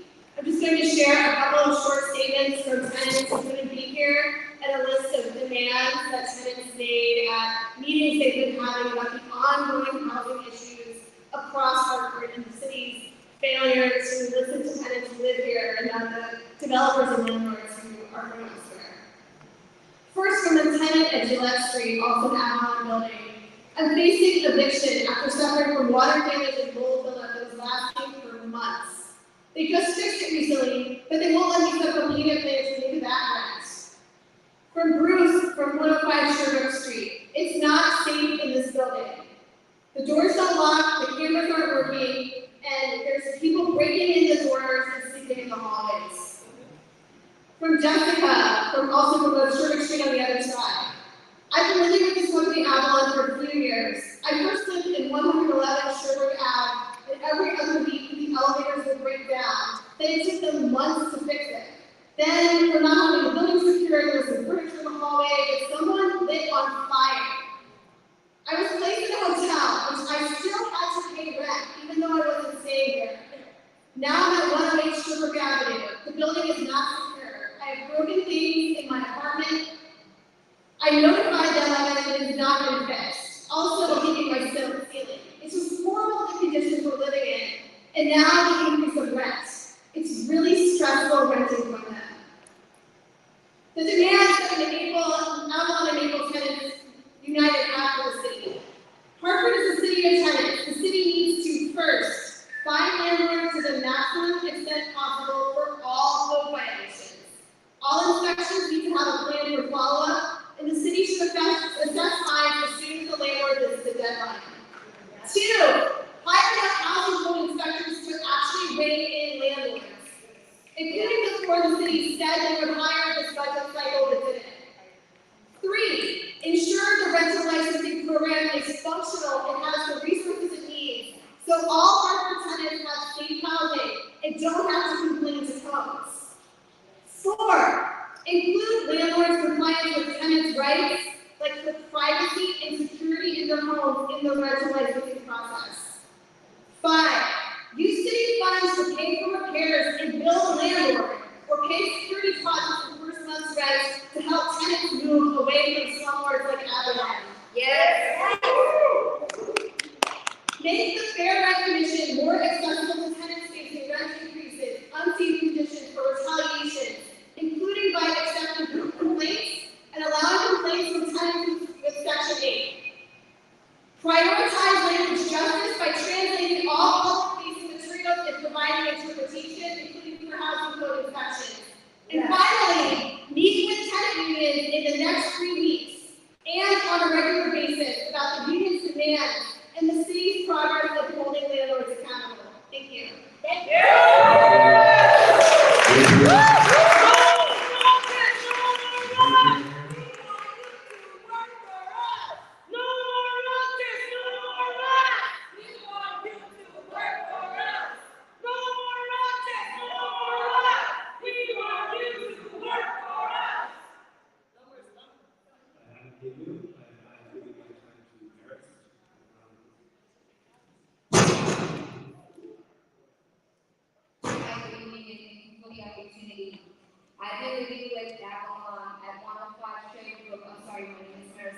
ago, since January 28th. I know some of you remember, but on that day we had a huge storm. I had to move in on that day because I had to change the keys to the other apartment. So I moved in and my refrigerator wasn't working. We were ready for a snowstorm. All of my food spoiled because it took them over a week to get me an old beat up refrigerator and it still hasn't been replaced. So the refrigerator got offered me. I had to pay people to bring up my furniture because the elevator wasn't working and then find out from other tenants it hasn't worked for 2 years. We have people sleeping in my hallway. I take care of my mom and sometimes I look at my mom all day. I come home and I gotta go up the damn stairs that are dirty and sometimes face people sleeping and I don't feel safe because there's no locks. There's barely any lighting in the back. There's garbage everywhere. I can't bring my mom to see me because I can't bring the wheelchair up the stairs. My grandkids, I don't feel safe even bringing my grandkids there. Now, when it comes time to vote, I hear people calling me. I hear people knocking on my door. They're everywhere. They're on my vote. So we need people to speak up for us and make these voters accountable for other things that we gotta suffer for. You think I'm living here and getting afford to be in the ground?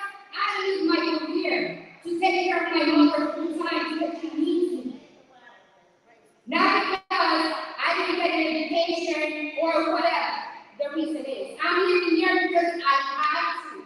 I can't move because I can't afford another security deposit right now because I take care of my mother 7 days a week. So I just want justice. I want for you guys to make these people accountable. This lady said that the schools are hiring just anybody to come to the schools and teach our kids. Then hire anyone to be an inspector. Hire me to be an inspector. I'll do the best I can. But make people accountable. Make these founders accountable. Find them. Find them high enough so that they learn and they start taking care of our needs. We need to live in better places. I was born and raised here most of my life, but I lived in beautiful Fort Lauderdale for 14 years. Why come back? Because this is home. Because my parents need me.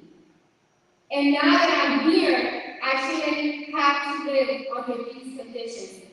Someone needs to do something for all of us, not just for me, for all of us. Thank you.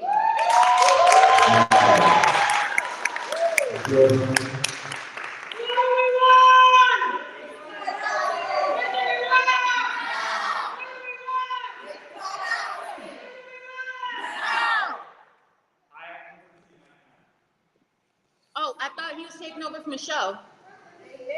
Oh. Good evening, everyone. My name is Michael Infante. I'm a state senator for District 1 of Connecticut and a former president of Black Lives Matter 860. Here's a lot of the issues that these people are bringing up, and I think that it's time, and I will, of course, help with this as a member of the Senate when I'm elected. I think it's important for us to partner on these solutions. I can bring you to individuals like Rick Del Valle, who has recovery homes out in New Haven.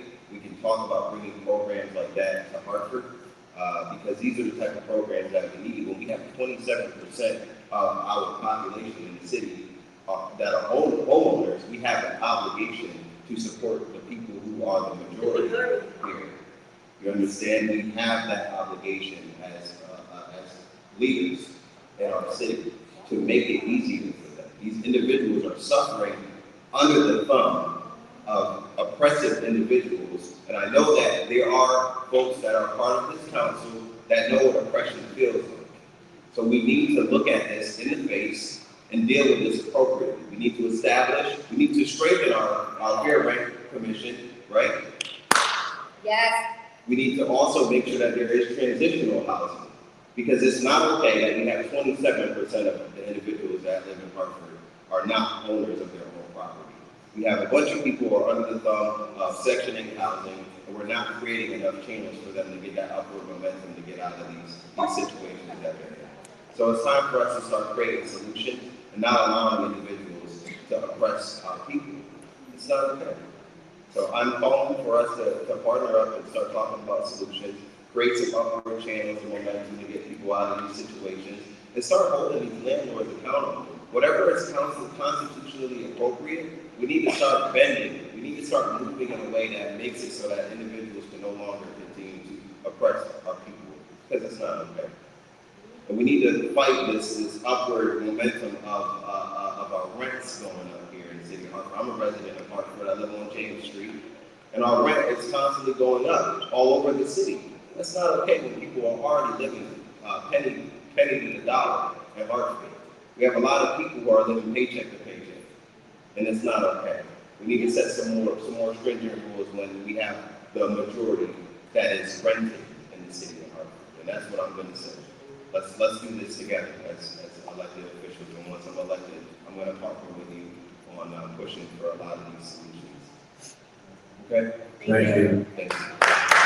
No more rooftop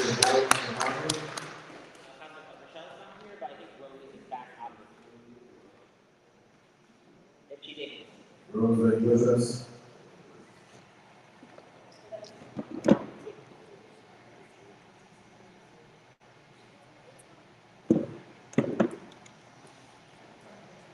Rose, it's your turn. Can you hear us?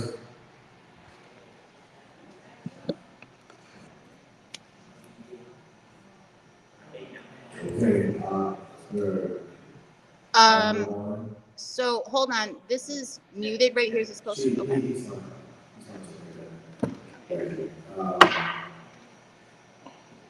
Michelle, no? Chris Hayes? Chris Warren?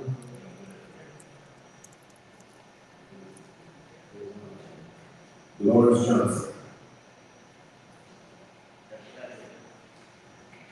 Maria Carullo? Sorry. That name? No last name?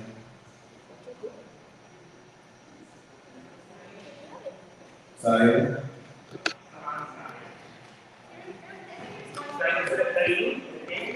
Sorry? No. S-A-H-A-D. Okay. I'm gonna consider one of our side, the person that indicated. Michelle, too late. Good evening. My name is Fanny Bradley, and I live at 35 Franklin Avenue. And I live tonight. I don't belong to the association. I'm here to speak on behalf of my landlord informing me on Saturday that my rent will be increasing by $100. And I work now, sometimes 10 hours a day, sometimes on Saturdays, to pay my bills now. And I am in a situation where my landlord does not take care of his responsibilities. I'm basically over here to fix a window, just to let my kitchen window up. He recently fixed it because he wants to increase my rent. It rains my front entrance, when I come into my apartment, there's a porch, it rains in it. On my back entrance, I have a porch, it rains in it.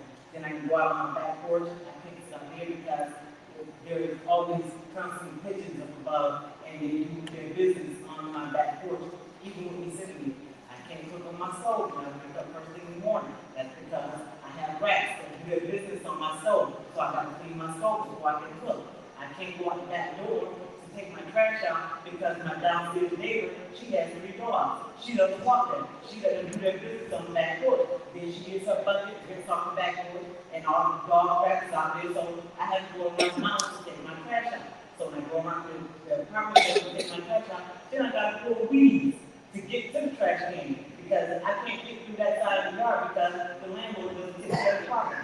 My microwave, I can't turn my microwave on. If I turn my microwave on, I gotta turn my lights off in my living room, I gotta turn my lights off in my bedroom, I gotta turn my TV off, that's just to use my microwave.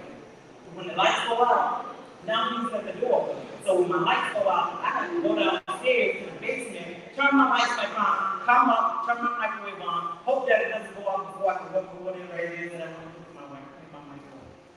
I've done a lot of work in that apartment. And then you have bronze, I put bronze up. The main entrance, I put curtains up.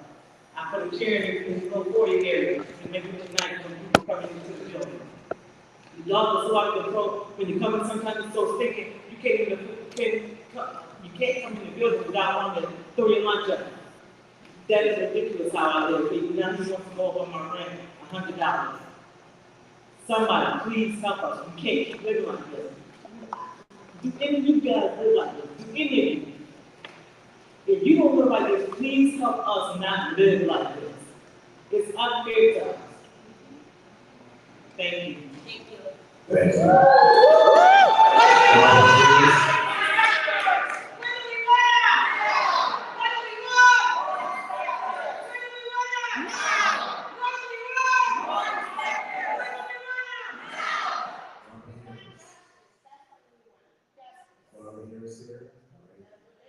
Michael? Okay. Michael, the last name? Olga Amador? Victoria, the last name? Jason, the last name? Yuri Davis? Yuri Davis? All right. Thank you all for coming out. This does conclude the public comment portion of our city council meeting. The council will stand at ease for a few minutes so that we can continue on with our city council meeting. Thank you. No more roaches, no more rats. We want you to work for us.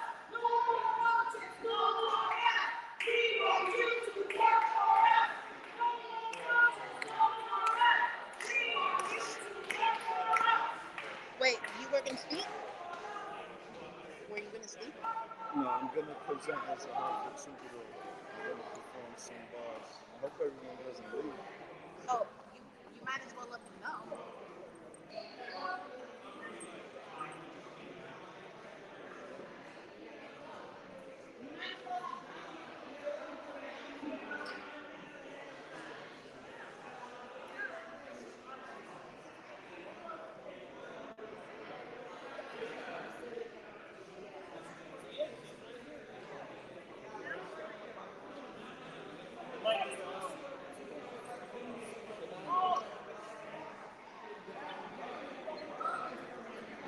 Can you get